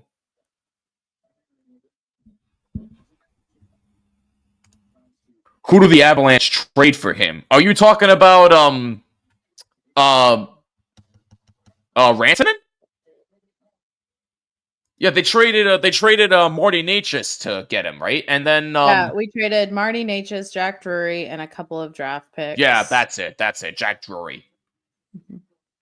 Because initially they said Jack Roslovic, but that turned out not to be true. The rumor was Jack Roslovic and Jesperi Kotkaniemi going for JT Miller, and we said no to that. And so then we went for Rantanen. But yeah, okay, I'm sorry. I had to get distracted about you're about to see an amazing save by Frederik Andersen. All right, let's see here. Oh, what a save! I just saw it. What a toe save by Andersen. Like, it was wide open net. My goodness. Call the cops. Freddie Andersen, highway robbery with a toe pad save. Oh my goodness. 20 seconds to go on the power play. Panarin looking for a deflection. That skips just wide. Trocheck able to keep it. Here's Fox. One-timer by Zibanejad. Skips wide and goes high and out of play. But my God, Chris Kreider. Oh, a stone-cold robbery by Andersen. What a save. Jeez, yeah, we got lucky that Kreider didn't really stuff it back. He went a little bit horizontal with that. So, woo.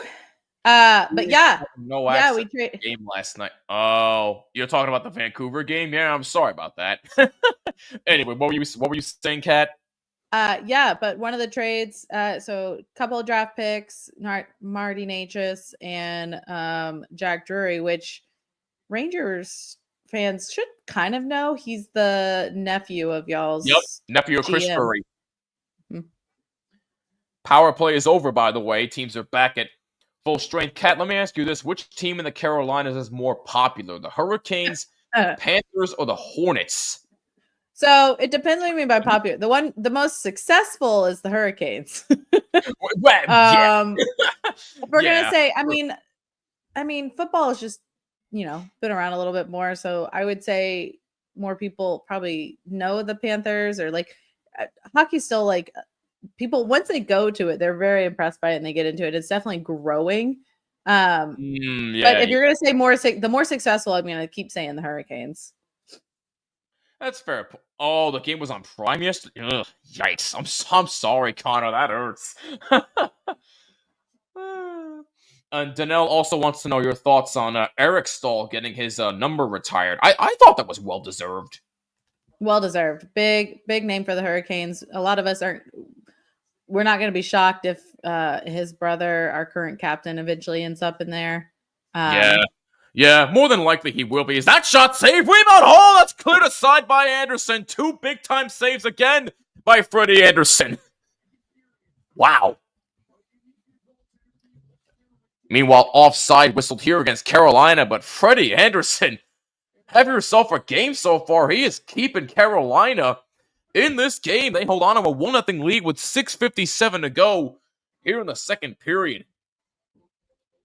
Necas for Rantanen, that's a pretty okay trade. I would prefer Necas just seeing what he did to us in the playoffs. No wonder the Hurricanes lost to us. Ouch. Well, I'm gonna say you haven't seen Rantanen in the playoffs, so you can't really compare them. I was gonna say that. Thank you. That hasn't happened yet, so he's honestly I think he's like top 5 or top 6. I think so in scoring right now. So he's like, I think if you're looking for a better winger above him is Draisaitl, and there's not. That's true. A couple of score updates around the league. The Jets have taken a 2-1 lead over the Montreal Canadiens. Blackhawks still trail the Tampa Bay Lightning 1-0. And the Sabres now have a 3-1 lead over the Bruins in the second period with about 6:30 remaining in that one. Wow. That's honestly really surprising. But still, Necas is better in points. Meanwhile, speaking of Necas, the Avs and Islanders are scoreless in the first intermission. Connor says it's better for the Canes. They didn't trade for Miller, who's a lot more hot-headed than Necas, but we'd have taken him. That's a fair point. Yeah, he's definitely He's definitely more hot-headed. But hey, I will say I was a little when we were in the talks for JT Miller, which is still not really fully out of the question, but I was a little nervous just because there's a lot of talk about the tension in the locker room with Harrison.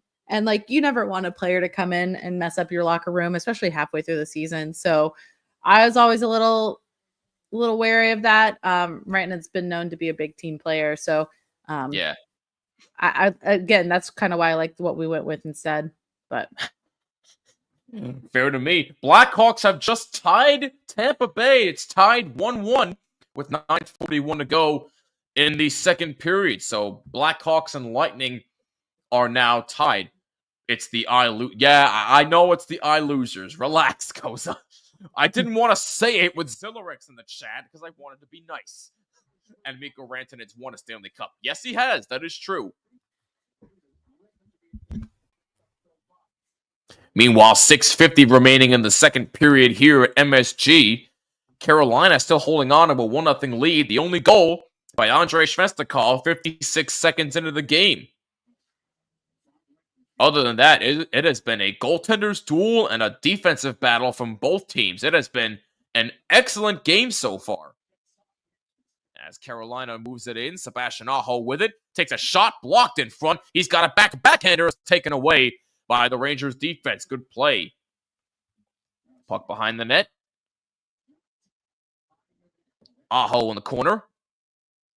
And that puck, did that hit? No, it looked like that hit the netting for a second, but it went off the glass instead. So play will resume with 6 minutes to go in the second. Hurricanes looking to keep in. Zibanejad. Good play by him to keep up with number 7 of Carolina.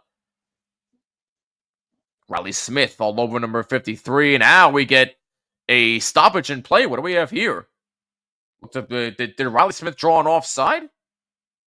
They said it was offside. If it was like the most delayed offsides because he definitely carried the puck for a good another few seconds. But wow. All right. So Riley Smith draws an offside, and we got a commercial break here with just over 6 minutes to go in the second, and Carolina with a 1-0 lead. Yeah. Plus the Bruins are interested in JT Miller. Yeah, but if you're the Bruins, who do you give up though? Mikko's a better team player than JT Miller, to be honest. Is he, though? As an Islander fan who lives in a purgatory, I still like Barzal more. Oh, Zillerex, I love you, though. It's been rough for me since MSG got rid of Optimus, and now I can only watch games on ESPN. Oh, I am so sorry. I am so sorry you gotta deal with that. Yikes. Have you ever thought about I know it's not the most ideal situation for you, Zillerex, but you can pay monthly for Gotham Sports. That's what one of my friends ended up doing since he had Optimum and he can't get the game. So I know it's not ideal, but maybe a last-minute decision would be to do that if you want to watch on MSG again. My Utah Hockey Club jersey arrived recently, and I have it in my possession. Oh! With who on it? Is it Clayton Keller?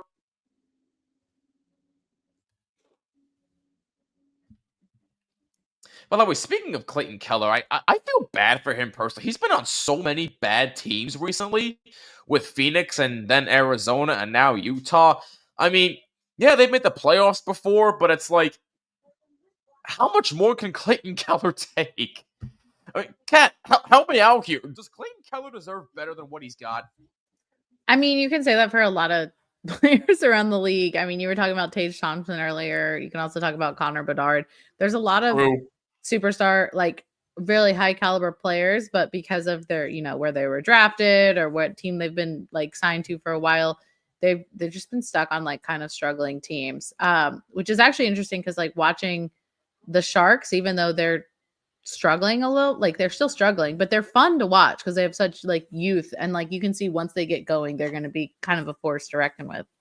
Yeah, that's a fair point. They're saying Trent Frederick for JT Miller. Trent Frederick, really? Huh. Maybe do a couple of draft picks and then talk to me about that one. It's blank, but the seller gave me the inaugural season patches. Okay, as long as they gave you the patches, that's fine. I have a Clayton Keller Utah jersey. There you go, Jared. There you go. 5:35 to go Second period, Carolina with a 1-0 lead. Battle for the puck in the Rangers zone. They're able to get it out as far as center. Lafreniere dumps it in. Anderson out to play it. Leaves it for Brent Burns. Lafreniere forechecking. Jacob Slavin with it. Slavin lifts it up. And back in the Rangers zone where Carolina will make a line change. Here's Fox. Fox tries to make a move. Try to pass up for Panarin. No good. Panarin. And a stoppage in play. Do we have a penalty call? I think it's played with a high stick. Oh, okay. Thank you. I saw the ref had his arm raised. I wasn't sure. I apologize about that. Blackhawks are living proof that draft picks do not guarantee an improvement in the team performances. Yeah, pretty much. Well, pretty when much. they also do like trades, like I mean, I guess you can say later like they're trying to build up their team, but when they also get part of trades where with like Carolina and Avalanche where they're not really getting anything out of it. No, that's true. That's true. Blackhawks need a massive rebuild because they're going nowhere. Aren't they kind of in the middle of a rebuild now, though? I mean, they're not really winning anything, so they're kind of in a rebuild already, if you ask me, Connor.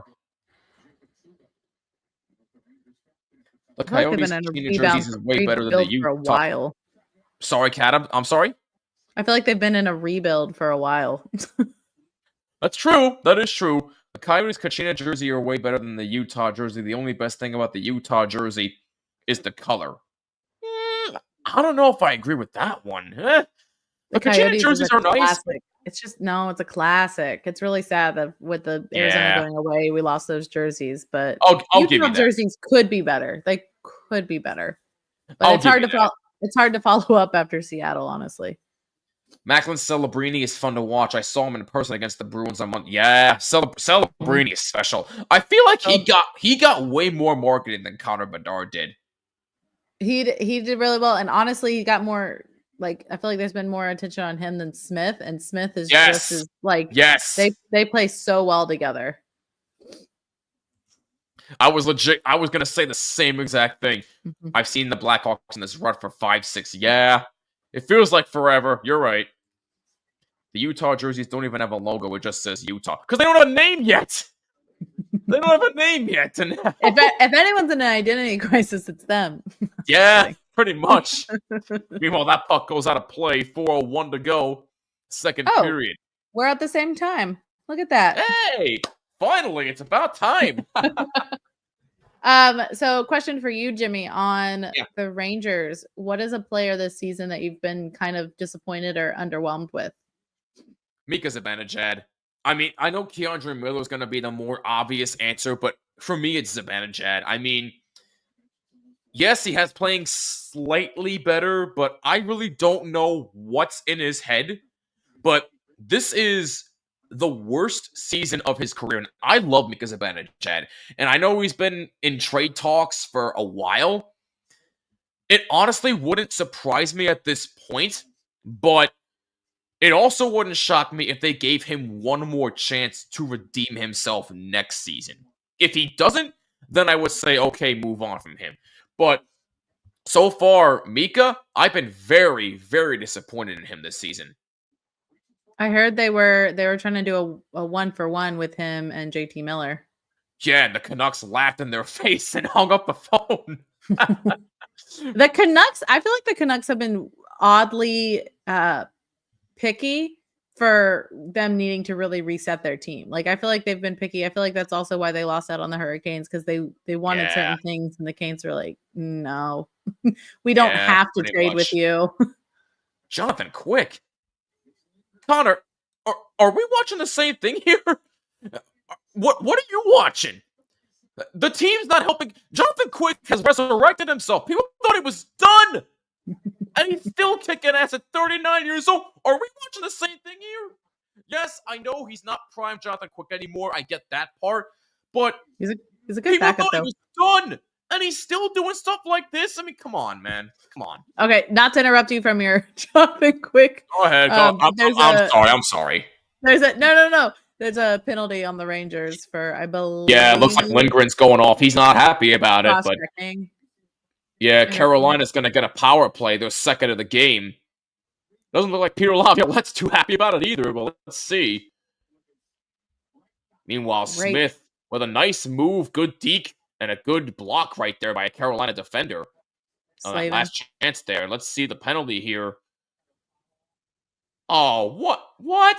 Really? You're going to call that? If anything, maybe Fox should have gotten a penalty.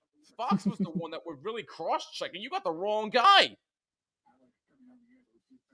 I don't know, man. I don't know. I don't know. I love that if you guys are on Twitter and you guys are following, I would say if you follow LASIK, it's hilarious because they always say we're offering free eye exams for all the reps, and it's so funny. Yeah. Like whoever's doing their social media knows how to connect to sports fans. They're all like, yeah. Yeah. Anthony Duclair was on the Rangers. Yes, he was at one point, and he actually looked pretty damn good, but now I don't know what's happening with him. The Coyotes are inactive. Hope they come back in expansion, and Atlanta as well as the Thrashers. Coyotes 2.0 and Thrashers 2.0. That's wishful thinking, Danelle. I don't think that'll happen, but hopefully I'm wrong. We shall see. Dustin Wolf is a bit... Yeah. Dustin Wolf is definitely in the running for the Calder Trophy this year. He has been a beast for Calgary in goal so far this season. 1:50 to go. Second period. That's a shot saved by Shesterkin. Carolina still on the power play for 1:05 more. That's a shot saved, Shesterkin. Rebound. Oh, it just misses wide. Good chances for Carolina on that power play there. Now the Rangers move up shorthanded 2-on-1. Trocheck. Save by Anderson. Zibanejad was open, but Trocheck decided to take the shot himself. And a save by Anderson. 42 seconds to go in the Carolina power play. 1:20 to go. Second period, that puck is cleared out of the zone. Calm down. What do you want me to calm down for? No, seriously though, I'm sorry. I'm sorry I got a little passionate there. Hopefully Duclair gets back into it. Ever since his injury, he hasn't done anything. Yeah, essentially, pretty much. 20 seconds to go in the Carolina power play. Smith with it now for the Rangers. Taken back by Svestikov. Into the corner now. Taken back by the Canes. And before moves up. Good takeaway by Trocheck. Here he comes on a shorthanded break. Trocheck moves in. Backhand. No, he had a backhanded opportunity and he missed. Oh my goodness gracious, Trocheck. How in the world do you miss that one? And he had Miller in his sights. Meanwhile, a pass for 98, and a pass right back for Svestikov. He scores! Woo! Andrei Svestikov is second of the game, and Carolina leads 2-0. First point for Rantanen as well. Wow. I'm sorry. Why did Trocheck drop that? Why didn't he just take the shot? Why? What? Just take the shot. What are you doing? That's insane. Let me look at the replay here. So Miller was behind him. He tried to pass for Miller, but clearly he saw that somebody was behind him. Why didn't he take the shot? He literally had he had Ghost beat. He had him beat. He was 1-on-1 with Freddie. I'm surprised. I literally shocked. Yeah, I'm very surprised. Very surprised. Oh, what a pass by Rantanen though to get that. He got Igor went down. Any other Kane probably would have gone ahead and taken that shot, and Igor totally read it and went all the way down, but he dropped it back for Svech for that open net look, and that's why we traded for him. Yeah. That is why you traded. Plus, I have a Shane Doan Coyotes jersey with a C on it. That was a great last effort there by the Rangers. That was Freddie stopped him dead to rights. Holy crap. Second period is over. That was a wild end to the second period, and it ends with Carolina having a 2-0 lead. It's the Andrei Svestikov show tonight, people. He's got both goals, and Carolina leads 2-0. Meanwhile, Islanders have taken a 1-0 lead over the Avs. Anders Lee scoring for the Islanders. So for once, they want to score. Good job, Zillerix. But no, seriously, it's been a wild one tonight, Kat. And look, Carolina obviously coming out very, very angry, but I'm still more surprised that Vincent Trocheck did not shoot on that shorthanded breakaway. It would have been tied had he taken a chance and shot that, but instead he makes a mistake. It's 2-0 Carolina, and that's where we stand at the 40 minutes. Your thoughts? Yeah, that I honestly, as you were talking, I think you were talking and I was watching it and I was like, oh, they're going to tie it up here. And I was just shook that he dropped that. Like that, I thought he had Anderson. I mean, I was like, Freddie's been playing great. I was like, maybe he'll make this stop. But I'm still shook was his decision. That this is like, despite what the score says, it's been a lot of back and forth. You guys have had really good chances. I feel like the Rangers are just doing a pass too much, a move too many. Like, and then whatever they've been getting through, Freddie's been on top of it. So it's a little reverse. Honestly, the Canes are usually that. So once again, that's been a theme for the Rangers for the past decade. They pass way too much and they don't get any quality scoring chances. But hey, maybe something will change in the third period. I could be wrong, but we shall see. We shall see. But after 40 minutes of play, it is 2-0 Carolina, and Rangers, trying to think when their next game is here. If I can just check really quick, my apologies here. Their next game is not until Saturday, February 1st, when they are in Boston to take on the Bruins. So they have a few days rest after tonight. So hopefully, if they somehow lose this game, they will have a few days to regroup, get healthy, and get themselves right. Freddie Anderson on his game. Yeah, Freddie Anderson has been absolutely stellar tonight. I mean, give him credit, too. I mean, I know I have fun at his expense sometimes, but in all seriousness, I know what he's been going... Well, I don't know what he's going through injury-wise, but look, I wish him nothing but the best. I'm glad that he's doing well, and when he's on his game, he is on his game. But when the playoffs come, for some reason, he tends to disappear, but that's another discussion for another day. We're not in the playoffs right now. We're focusing on tonight's game.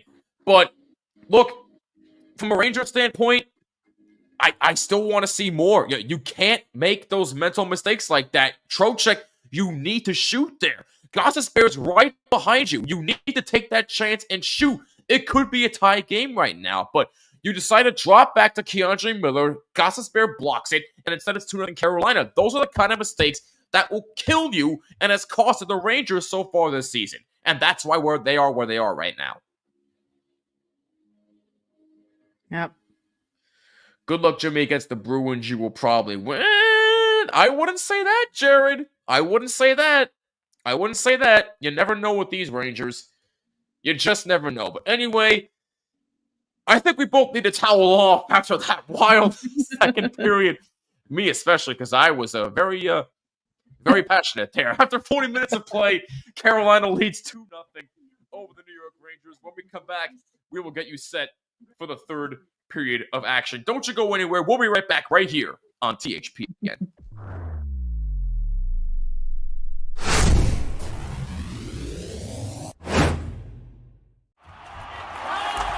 Whether you're looking for courtside or upper deck,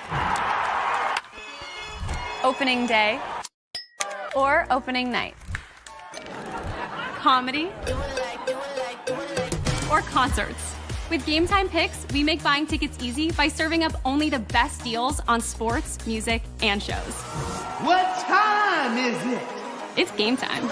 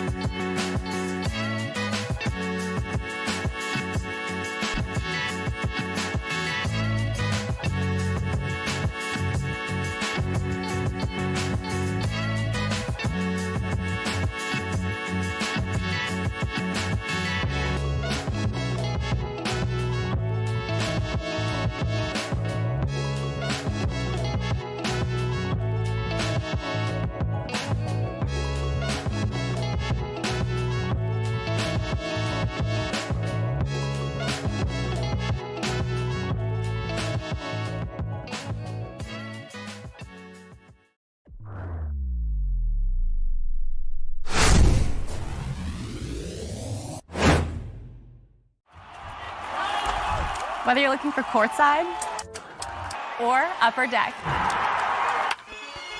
opening day or opening night, comedy or concerts. With Game Time Picks, we make buying tickets easy by serving up only the best deals on sports, music, and shows. What time is it? It's game time.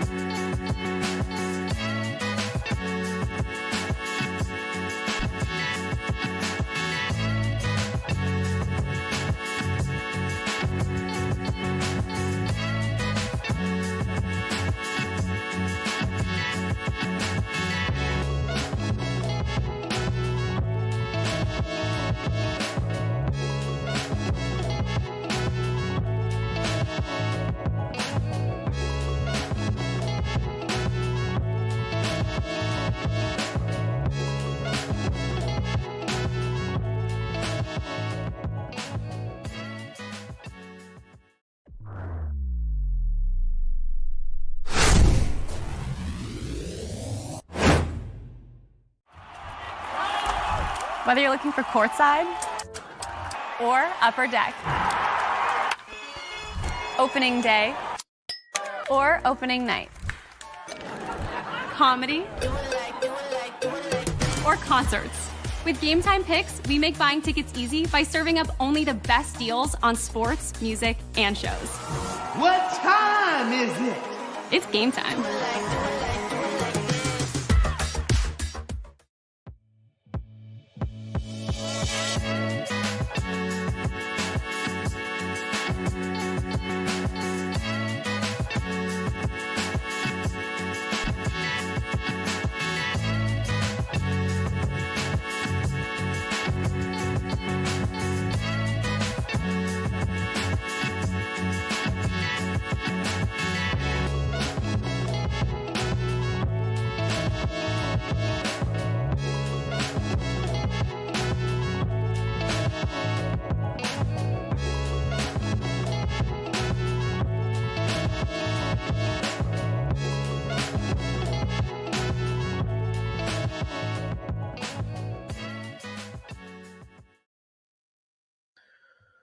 You're watching another THPN watch party here on THPN, presented by DraftKings. Use code THPN at sign up. New customers bet $5, get $200 instantly in bonus bets.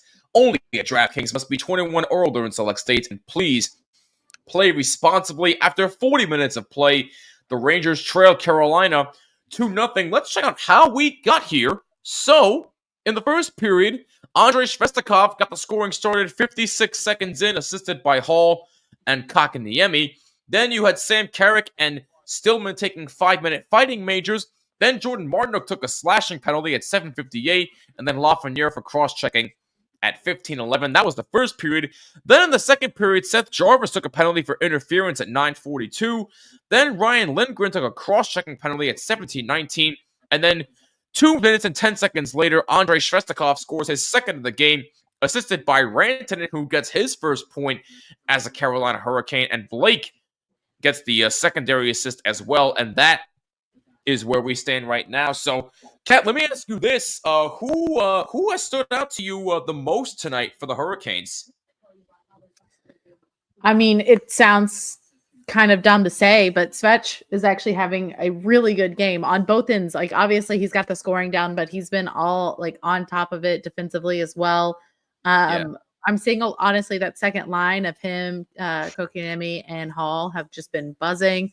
I would say I'm most impressed with their line, but honestly, everyone with the Canes is kind of dialed in tonight, which is probably leads up to what, like, from the goalie up. This is the Carolina Hurricanes we've all been wanting, that we wanted them on top of it defensively. All we say sometimes they only play 20 minutes because sometimes they just turn their brains off and don't play the whole time. So far, it looks like they haven't done that, and which is really great. And honestly, normally the first period is where we struggle the most. So it was really good. We came out hot. You guys have definitely put a lot of pressure on us, and to see Freddie kind of be our last like backbone there has been, I think it's kind of given the guys an extra like jolt, of course, to be like, we got to do everything to support him. But yeah, I'm going to say Svech is honestly the star of the game for the Canes right now, but I love to see the two new guys on the scoreboard as well. Well, that's where I was going to get into next. What are your first impressions on Taylor Hall and Mikko Rantanen?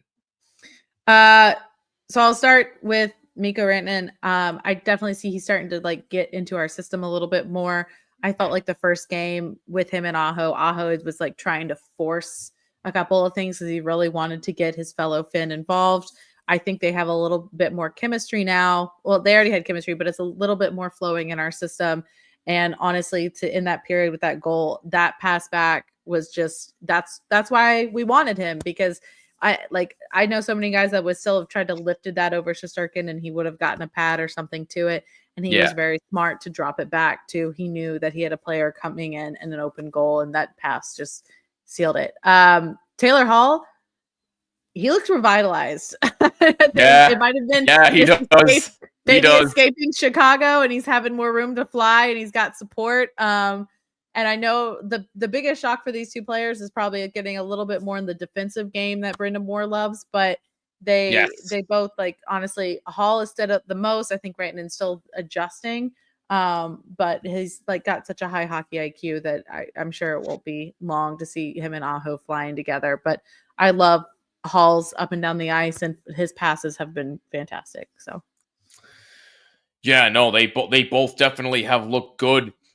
Both are getting their first points as members of the Carolina Hurricanes. So as we stand right now at the time of this live stream here, the Carolina Hurricanes are currently second in the Metropolitan Division behind the Washington Capitals. Surprisingly, not that far off on the top of the division. 64 points. Capitals have 71 points, but the Devils are 2 points behind Carolina for that second spot in the Metro. Meanwhile, the Rangers currently sit at 52 points, 3 points behind the Columbus Blue Jackets for the first wildcard spot. So it's been a real tight race and a very bizarre Metropolitan Division battle. I personally had Carolina winning the division because I trust Rod Brindamore. But let me ask you this, Kat. With this big trade that just happened, is this cup or bust for Carolina? And if they don't make at least the conference final, do you think Rod Brindamore gets fired? I'll start with the second question first. Rod not going anywhere. A lot of people say they see a lot of our continued success. It's not like obviously there's the ultimate goal of the cup. But if you actually look around the league, he's one of the few coaches that hasn't lost their job and been moved and like gone to a new team. And honestly, I think it's just our owner and our GM. Like, I think it's all of their just trust in him, because where we were from, I don't know, 2010 to 2019, like we call them the dark years for Canes fans that have been around forever. To see where the Canes have been, like where they came from to where they've been now, where they've had 6 consecutive like playoff runs. Do you want to get further? Do you want to go all the way to the cup? Yeah, that's everyone's ultimate goal.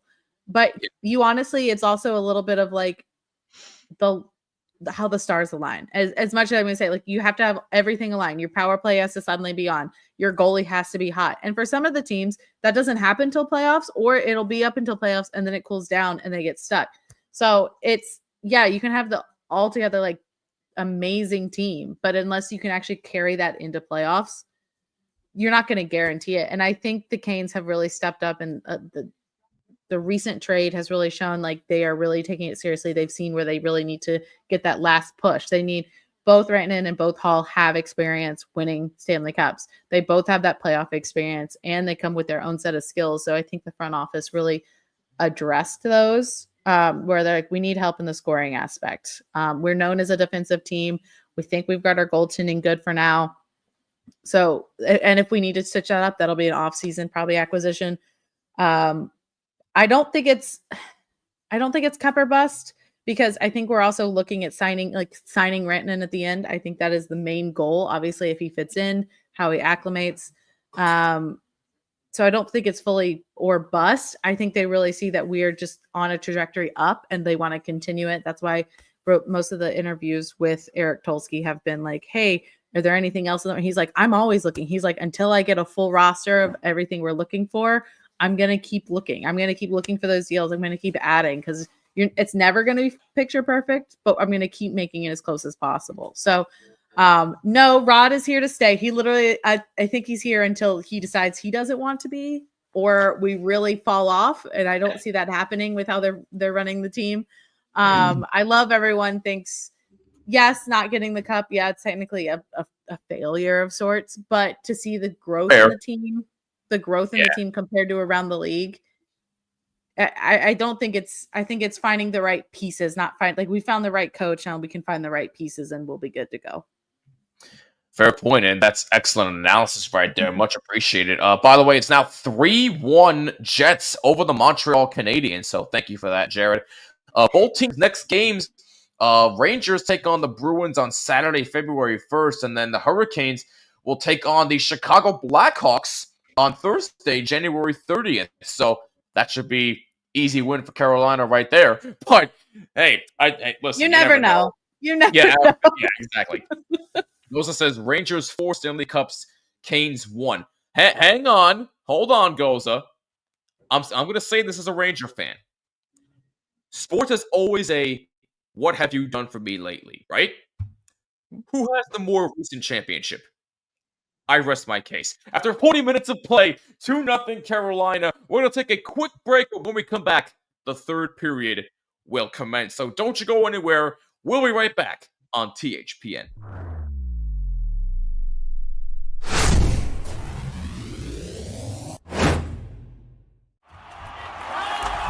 Whether you're looking for courtside or upper deck, opening day or opening night, comedy or concerts. With Game Time Picks, we make buying tickets easy by serving up only the best deals on sports, music, and shows. What time is it? It's game time.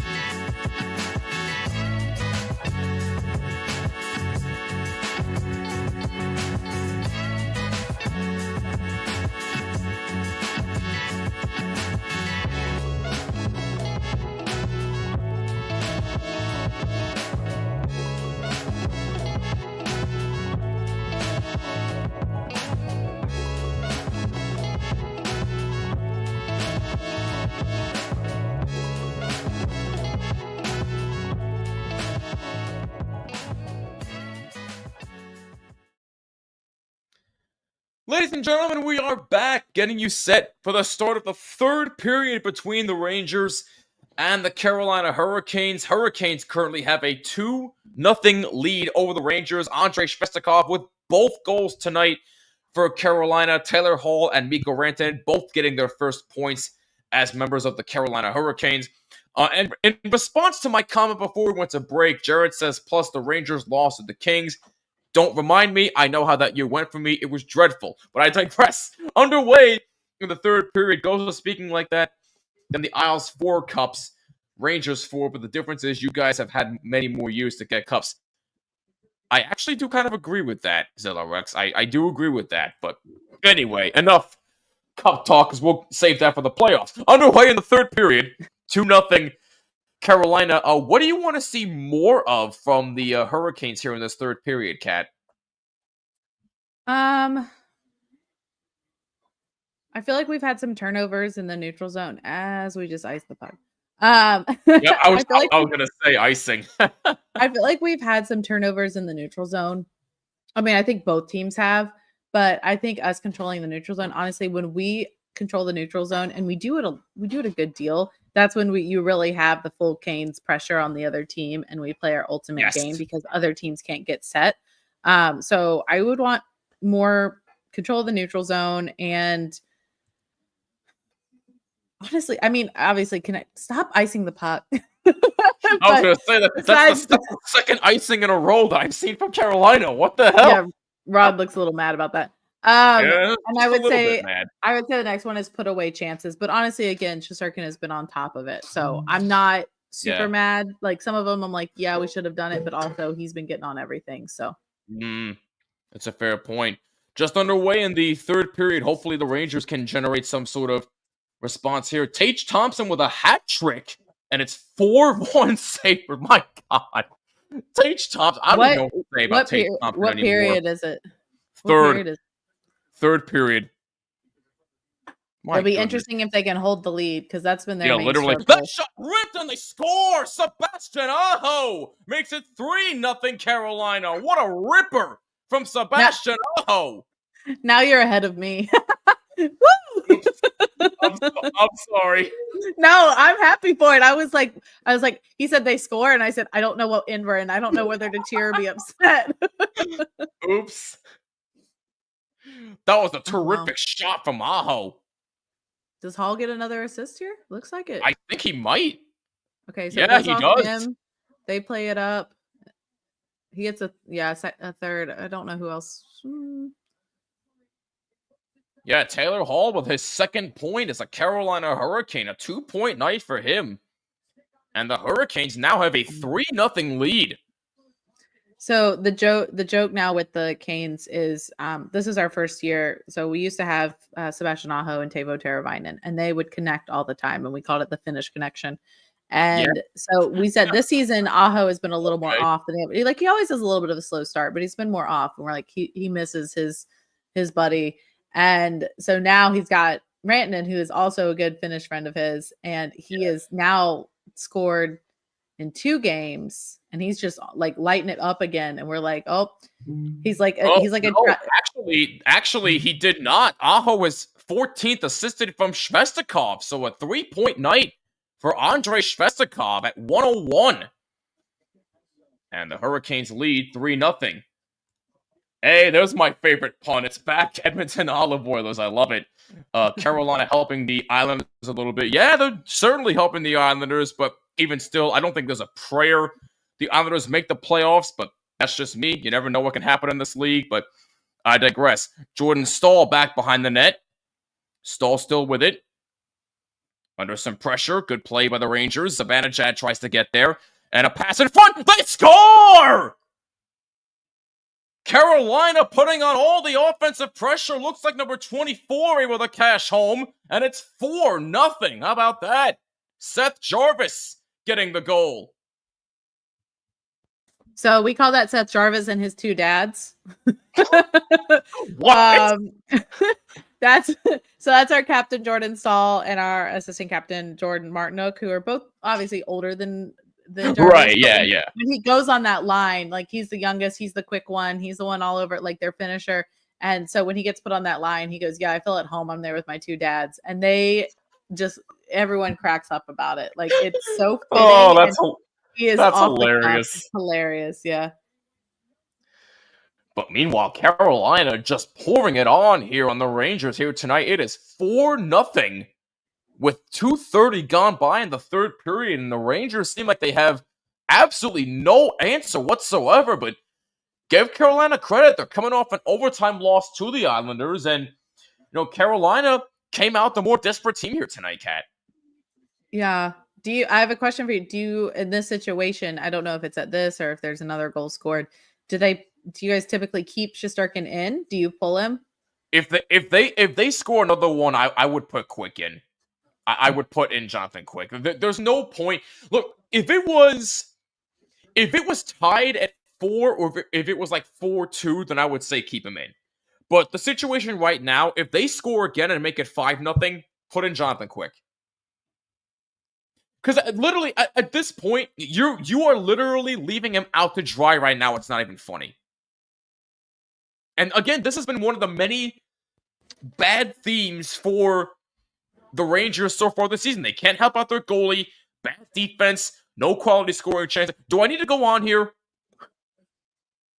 That's what I thought. I was like, no, I'm going to let you.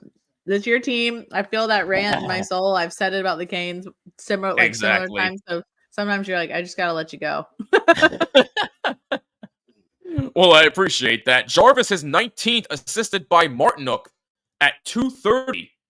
And Carolina has a 4-0 lead. Shots are 4-1 in favor of Carolina in this third period. I'm not going to lie. This is probably the best we've played at MSG in quite a while. And it's really refreshing to see. Yeah. Meanwhile, Ghost is saying, bench Igor right now and bring on Johnny Quick Wall, please, for duck's sake. Again, if they score again, then they might bring in Quick. They just might. Meanwhile, Avalanche and Islanders are tied at 1 in the second period. Jimmy, this is how I feel about the Bruins. Yeah, now I know how you feel. I know how you feel, Jared. Honestly, this season, the Bruins and the Rangers fell off more than I expected them to. Yeah.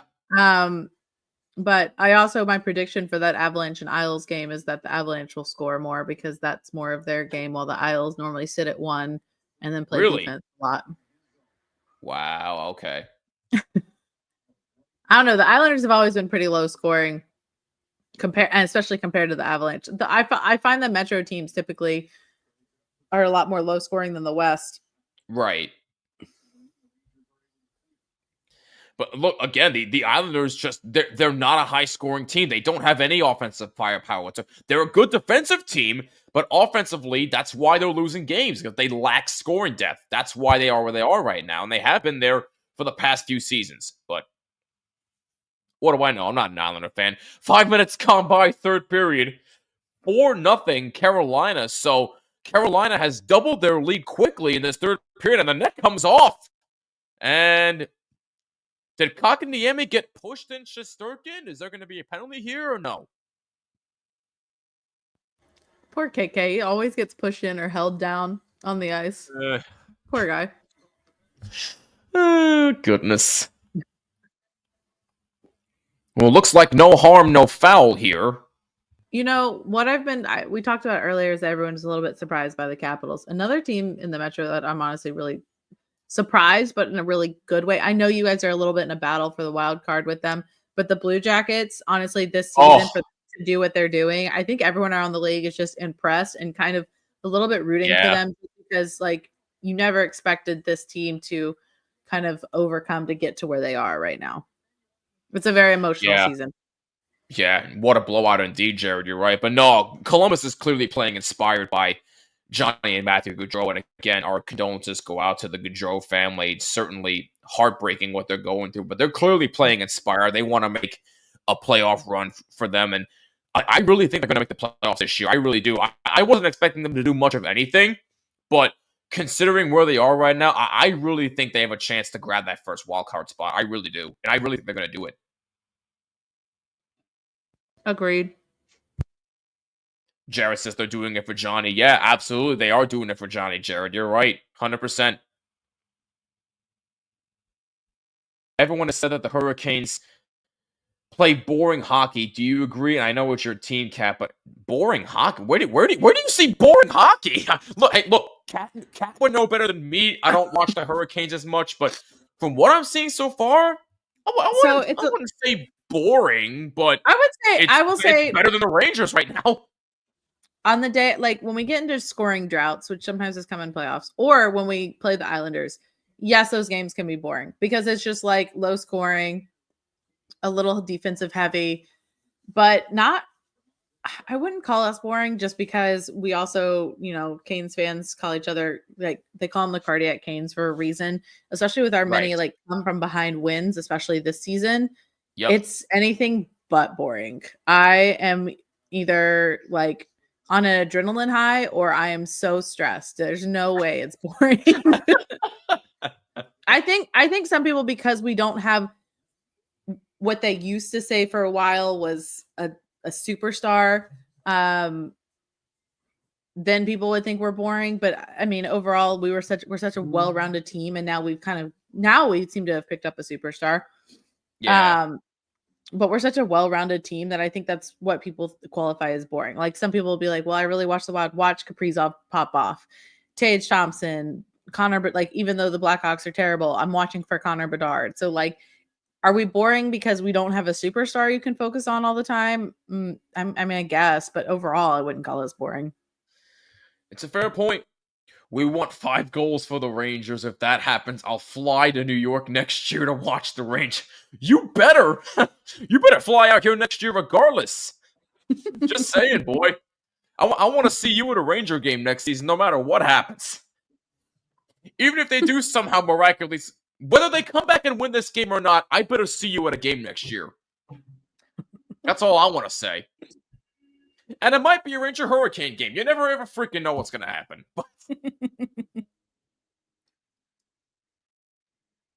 Have you been to any other arenas for games, or have you only been to MSG? Other than Prudential Center, no. Because I live in Jersey, so Prudential Center is obviously a little bit closer to me, but the traffic getting there is horrendous. But fair.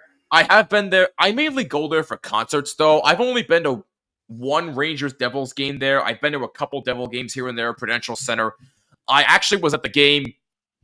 I went with Neil and one of his best friends to a game a couple of years ago against Vegas, where they were down 4-1, I believe, and they came back and won 5-4 in overtime. So that was a fun game to see. That was back when Keith Kincaid was the goalie for the Devils. So that explains how long that was. But yeah, other than Prudential Center, I've been trying to go to what the heck was it? PPG Paints Arena in Pittsburgh, because my sister lives out there now. She's a music teacher. I've been wanting to go to see Penguins Rangers at that arena for a while. I keep hearing it's a really nice arena, so I'm hoping to go there one day. But other than that, no, I haven't been to any other arenas.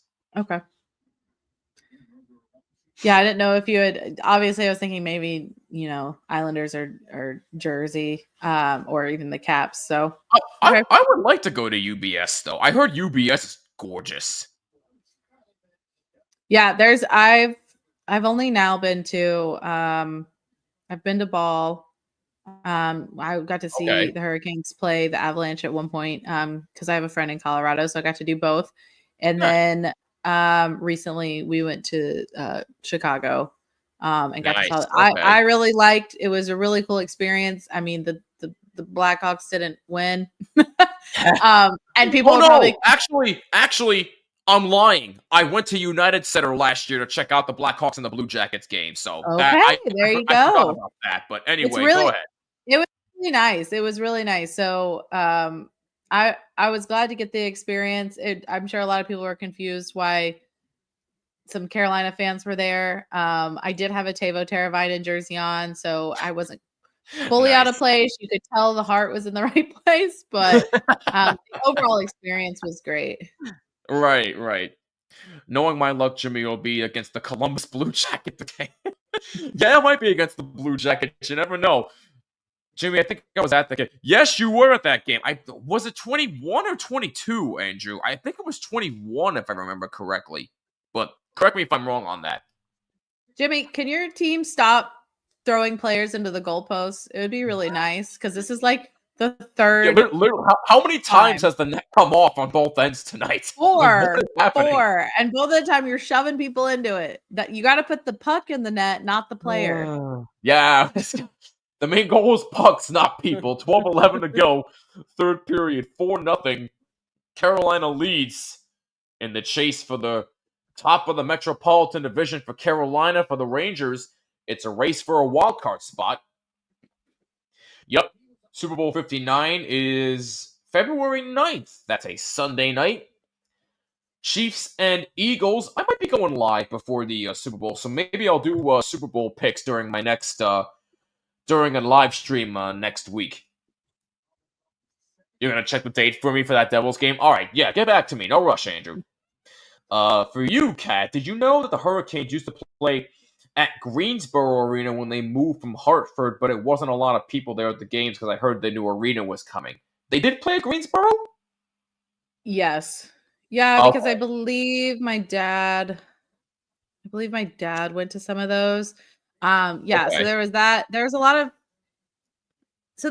more love for hockey around North Carolina than people realize. So there's that, and then we had the long tide of the Checkers for a while in Charlotte. So right, we've just been kind of all over. And every now and then when they want like a new like minor league team, everyone wants to put them somewhere else, another one like somewhere on the coast, whether in South Carolina or North Carolina. But yeah, no, it's been interesting to hear. Oh, Rod is upset. Sebastian Aho took a penalty. That's why he's upset. I don't think they're happy about it. Aho for hooking. So the Rangers get a power play. We get a false start on the face-off here. I think he was mad about that. I think they missed something earlier, and he was saying, "Why didn't you call that? And you called this instead." Yeah, okay. That's fair, Rod. I don't think he was saying we didn't commit the penalty. That's about right. No, that's about right. I agree.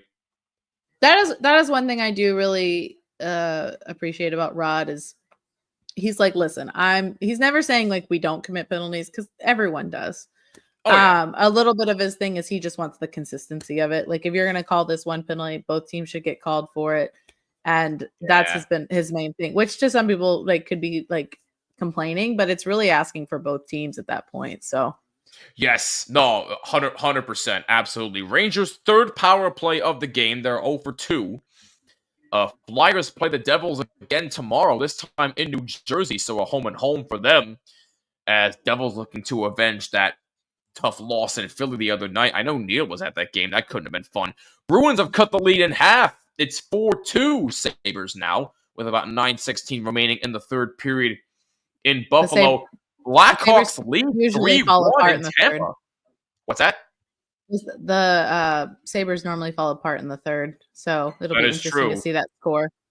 That is true. Tampa falling apart against the Blackhawks as they now lead 3-1 in Tampa Bay. That's very surprising right there. You talked about earlier, I think you talked about the Lightning player that was suspended for a couple of games. Kat, the second you say that, it's now 5-2. Anyway, you were saying... Apparently they're breaking the curse. You were talking earlier about a Lightning player that was suspended for I think an interference or something. Emil something, yeah. Which is interesting that he got that suspension. And then recently, I know a lot of people saw Detroit had an empty net opportunity against the Lightning. And I believe it was Kucherov, and he tripped him to stop the empty netter. And it was like that one, I would say, I didn't see the one you were talking about, but I'm thinking if that's worth suspension, I would say Kucherov's is, because it's kind of like that's intent to injure at that point, because that guy's going for the empty net. You trip him up. He literally falls into the net and he leaves on injury. So it's kind of like, You're right. Not Absolutely. A fan of that bad sportsmanship right there. I don't think anybody was. 9:48 to go. Third period, Carolina with a commanding 4-0 lead over the Rangers in the third. Rangers' next game will be on Saturday, February 1st, against the Boston Bruins in Boston. My next live stream will be next Friday, February 7th, when the Rangers take on the Pittsburgh Penguins at MSG. Sidney Crosby will be in the building, so hope you'll join me for that one. It should be fun. It'll be 2 days before the Super Bowl, so we will make Super Bowl picks. We'll have some fun. Hopefully, we'll have a Super Bowl-themed trivia question. We're going to have a lot of fun next Friday, so please make sure you tune in next Friday, 7 p.m., Rangers and Penguins right here on the THPN YouTube channel. I believe it was either 20... Was it that long? Really? Wow. That shows you how old I am. Kat, let me ask you, do you like the Hurricanes Retro Reverse 2.0 jersey, the red jersey that's basically the white jersey? We're saying it's not really reverse. I think it's a reverse retro jersey. Yeah, I do like it. I own it. Oh, there you go. There you go. That's all right.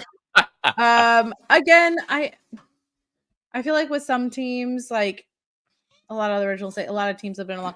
They have a lot of things they can play off of with their reverse retro, and I don't feel like the Canes, because we utilize the Hartford Whalers on so many things normally, we don't have a whole bunch different. By the did like it. By the way, Kat, again, I don't mean to cut you off. I'm sorry, but we have the answer to the trivia question. Who's the only Ranger to score a power play goal and a shorthanded goal against the Hurricanes? The answer is Mark Messier. 2 power play goals and a shorthanded goal. I could tell he doesn't really like us, so I'm not surprised. No, really? What was your first clue? No. Anyway, also talking about it's about the jersey. I do like it. But also to talk about the Islanders and Colorado, I just got to see the replay of how Colorado scored, and Lehkonen literally scored while he was sitting on the ice against the Islanders, and that's kind of hilarious. Our Terry Lehkonen is just on another level this season. He has been so red hot this year. It's not even funny. Yeah, I think this is the second one. The second goal, second game, and he's got a goal now. Yes. Kincaid was with the Devils then he got traded to the Blue Jackets after. I do remember him getting traded after that, which was hilarious. 9:30 to go in the third. 4-0 Carolina. Anderson out to play it. Carolina tried to get it out. It's far center, Sam Carrick. And that was played with a high stick. So we're going to face off outside the zone with 9:18 to go in the third. Another reminder, we are sponsored by DraftKings. Use code THPN at sign up New customers bet $5, get 200 instantly in bonus bets only at DraftKings. Must be 21 or older in select states, and please play responsibly. Alongside Kat Hunter, my name is Jimmy. We welcome you to another THPN watch party. If you are just joining us, we are in the third period of Rangers versus Hurricanes, and Carolina has a 4-0 lead over the New York Rangers here tonight. Carolina will play the Blackhawks coming up on Thursday in Raleigh, North Carolina. Rangers will play the Bruins this upcoming Saturday in Boston. I will say, Kat, I did like the Hurricanes 2023 stadium jersey when they played against the Capitals, but I like the Caps jersey as well because they finally put the Weagle. Yeah, I remember them putting that on there. That was a really nice touch, Danelle. You are right about that. Yeah, our stadium series was great. Enough that New Jersey pretty much copied it when they had theirs. But, it's okay. It's fine. Neil would have something to say about that if he was here. Imitation is the finest form of flattery. It's totally fine. That is true. I can't remember exactly if it was that exact game, but I've seen Vegas play them many times there. Fair point, Andrew, but it's all good. Lafreniere keeps it into the zone. That shot blocked in front. Carolina has done a good job not giving the Rangers that much offensive pressure or zone time for that matter. By the way, we are underway in Calgary for Capitals Flames, and the Capitals have taken a 1-0 lead over Calgary. I'm just gonna assume that it's Ovechkin at this point because, well, it's Alex Ovechkin. What do you want? But I'm just gonna make sure. No, Pierre-Luc Dubois scored a minute 51 in the game, so well that shut me up. And by the way, it's now 6-2 Buffalo. Also, sorry to whatever Ranger player ran into Stahl. That's pretty much like running through a brick wall. I'm pretty sure he bounced off of him. My God. One of these days, you really come check out T-Mobile Arena. I want to come to that arena so bad. I heard T-Mobile is gorgeous. Be ready for flashing lights. Yeah, and pyrotechnics. By the way, it was Trocheck that ran into Jordan Stahl. Former teammates. Oh, wow. Rantanen had a great defensive effort stopping a backdoor pass to Panarin. Yep. I got to win this soccer jersey in a mystery box today. Oh, wow. Soccer jersey or football in your country. That's nice. I like that. I will defend my local hockey team in the Rangers, Islanders, Devils, but how did the Devils copy Hurricane Stadium series? The jersey was red with black outline. That's how the Devils copied it. That's essentially how they copied it, Danelle. There's your answer right there. Oh, my goodness. 6:50 to go. Third period. Carolina running away with this game 4-0. Andrei Svestikov with 2 goals. Sebastian Aho with 1. And Seth Jarvis with the other. And a pass in front. That's blocked in front by number 4 of Carolina. And the Rangers are having trouble keeping it in the zone. Carolina gets it out. And it's dumped in the zone on the backhander. Keandre Miller goes back. What time stamp are you at right now? 6:18. Okay. You're 15 seconds ahead of me. Hey. This is wild. You went from behind to the same to now ahead. So I apologize in advance if I spoil anything. It's all right. It's all right. The live stream up here with us also shows it, so that's fair. I'd like to check out Nationwide Arena in Columbus. I'm curious to see how loud the cannon is. According to our former colleague, Jake Geringer, it's loud. It makes players jump. So, I mean... What happened? I feel like the cannon makes players... I've seen, players have jumped when they've heard it. So, I mean, it must be pretty dang loud because they kind of... Well, when you first experience it, of course. But if you play there for a certain amount of years, you're used to it. Oh, yeah. But I mean, even opposing teams, I feel like everyone unless you're, one of the Jackets, then you're right used to it. Devils did not copy the Hurricane Stadium jersey. They thought of their own. We could agree to disagree on that one, Danelle, but hey, it is what it is. 5:10 to go in the third. Javier says, you think Rantanen is going to score? There's about 5 minutes left. I don't know. He might come up with something. He's already got a point tonight, so if he gets another one, that wouldn't surprise me. Mikko has an assist tonight, yes. I remember hearing that, but I want to experience it myself. Bring earplugs, from what I've been told. If it is that loud, bring earplugs. Mm-hmm. Yes, Mikko Rantanen is in. He has an assist tonight. But thank you for tuning in, Javier. We appreciate you.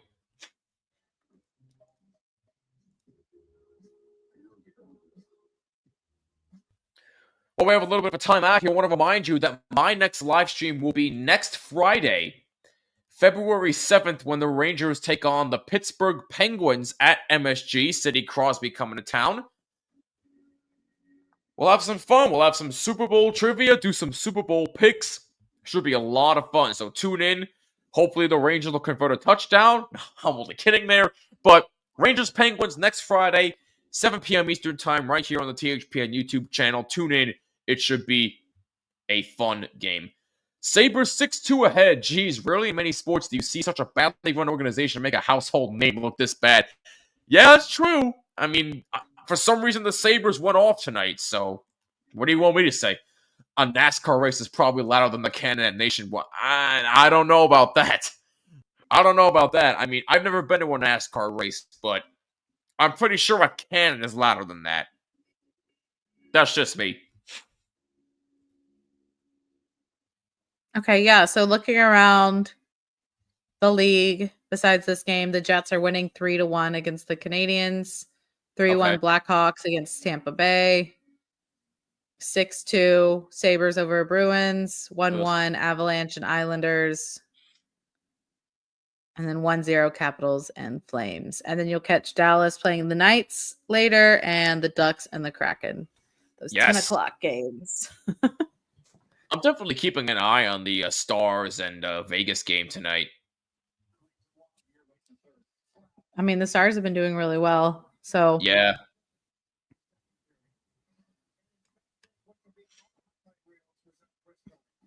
So if you really do, go ahead. Go ahead, Ken. I'm sorry. If you guys were in a wild card spot, who would you not want to face in the first round of playoff? Oh boy. Either. That's tough. I'd probably have to say the Devils. I mean, I know they've been struggling recently, but I don't trust them given their recent playoff history with New Jersey, so I'd probably say the Devils. Okay. That's fair. They've definitely got a little bit more bite to them this year, especially since last year. Yeah. Uh-oh, looked like the Islanders took a 2-1 lead, and Zillerich changed his name back. Hallelujah, good. Very good. Oh, Holmstrom was also popping off when we played them, and I mean, good for them. They've got someone that's wanting to score. Yeah, there you go. Connor says, if Vancouver wins their next game, they grab the final wildcard spot from the Flames. Kyle wouldn't be happy. No, he wouldn't. No, he wouldn't. Meanwhile, a break for Zibanejad. Saved by Anderson. Stop and try rebound. Saved by Anderson. That's the best chance the Rangers have had all period. Good effort by Zibanejad and a better save by Anderson. Nice, Andrew. Yep. Good work, Freddie. Try standing near one, Andrew, when revving the engine. I have, and it's louder than Formula One car. That I believe. Kat, do you agree that the NHL needs to go back to 1v8 playoff format? The playoff format sucks this year. I'm fine with the way it's set up. I think the difficulty has been like the teams making it have all been very set for a while. I think there's going to be more of a mix up this year because a lot of teams are underperforming and there's some teams really breaking the mold. Right. I think it's just been there's some teams that have just been on a really long rebuild. So you're not getting a lot of the different teams in there that you're expecting. I'm okay with how it's set up, honestly. But I can understand some people get frustrated with it. Yeah, but his argument is for this playoff format, you're playing the same teams every year, which I get, but I don't know. Me personally, I'm fine with it. I mean, would I like the 1v8 playoff format back? Yes, but with the way this is going right now, you do have some interesting matchups every now and again. You are playing the same team every year. But I think, again, that just speaks to the teams that are constantly getting into it, is that they have exactly consistency, and they're like that. And that also shows just how hard it is. Like, you can be in it so many times and you can do all the right stuff and you could be really good during the regular season, and you could win against the one team all season long. But if they get the right things of a goaltender on, or their power play is on point, then that's when they win. So it just shows that anything can happen in playoffs. Yeah, no, 100%, absolutely.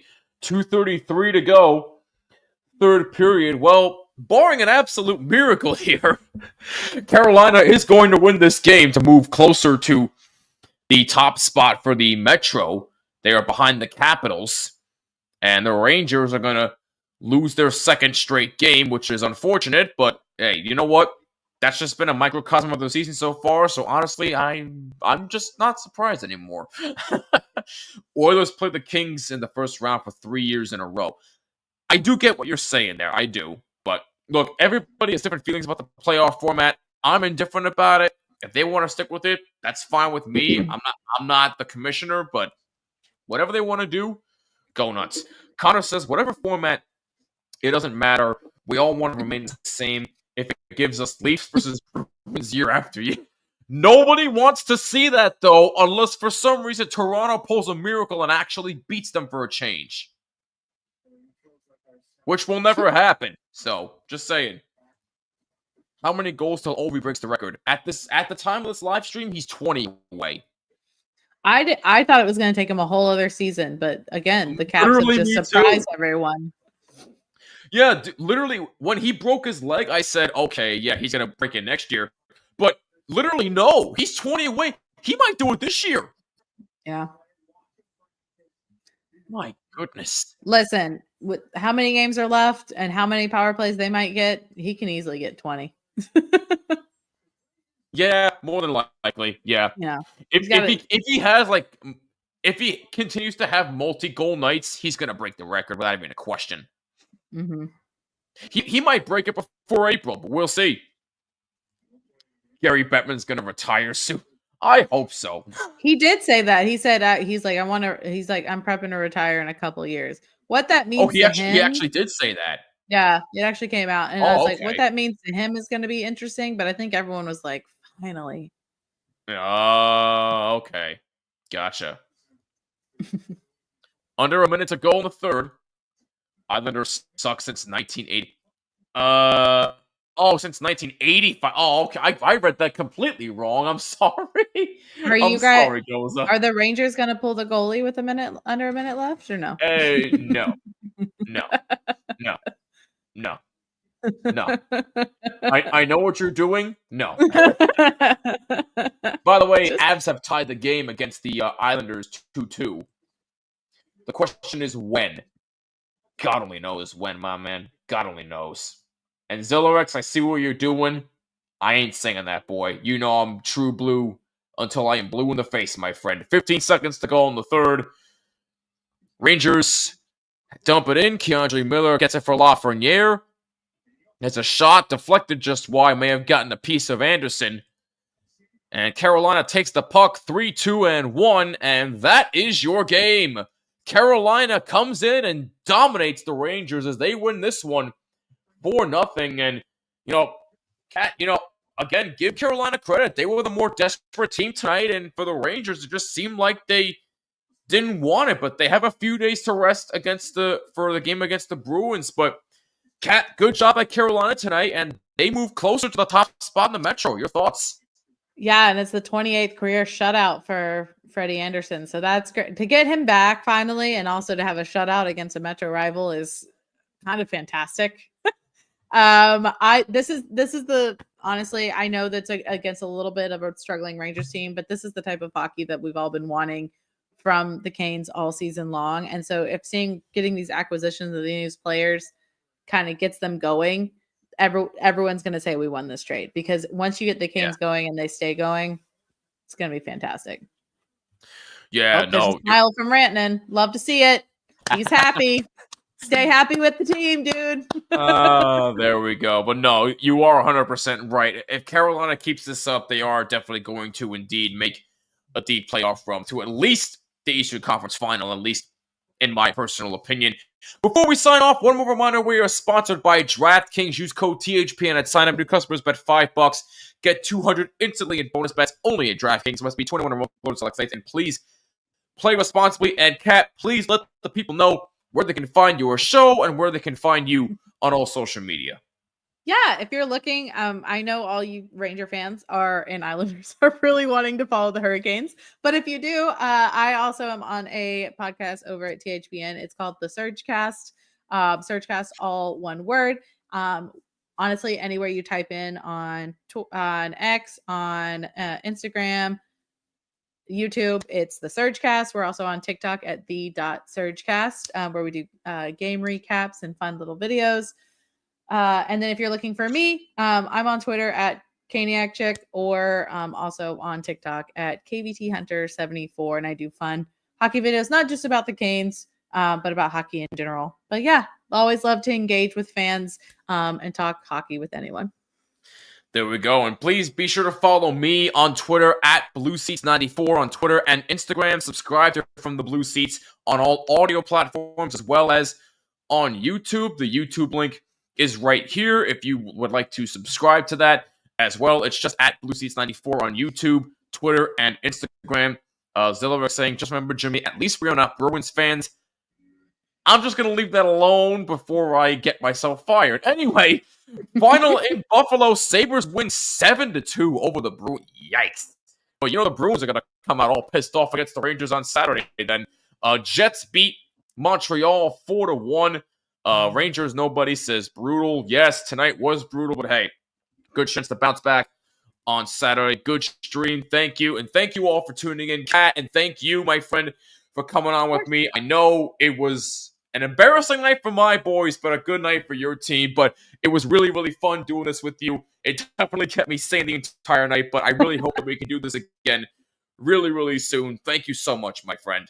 Yeah, of course. Thank you for the invite. And trust me, I've done a live stream with Kyle where we were beating the Flames and then they destroyed us. So I totally feel that pain of being on a live stream. So, but it's been great, honestly, great conversation with you. And you're all right for a Rangers fan. Wow. Just all right. I see how it is. No.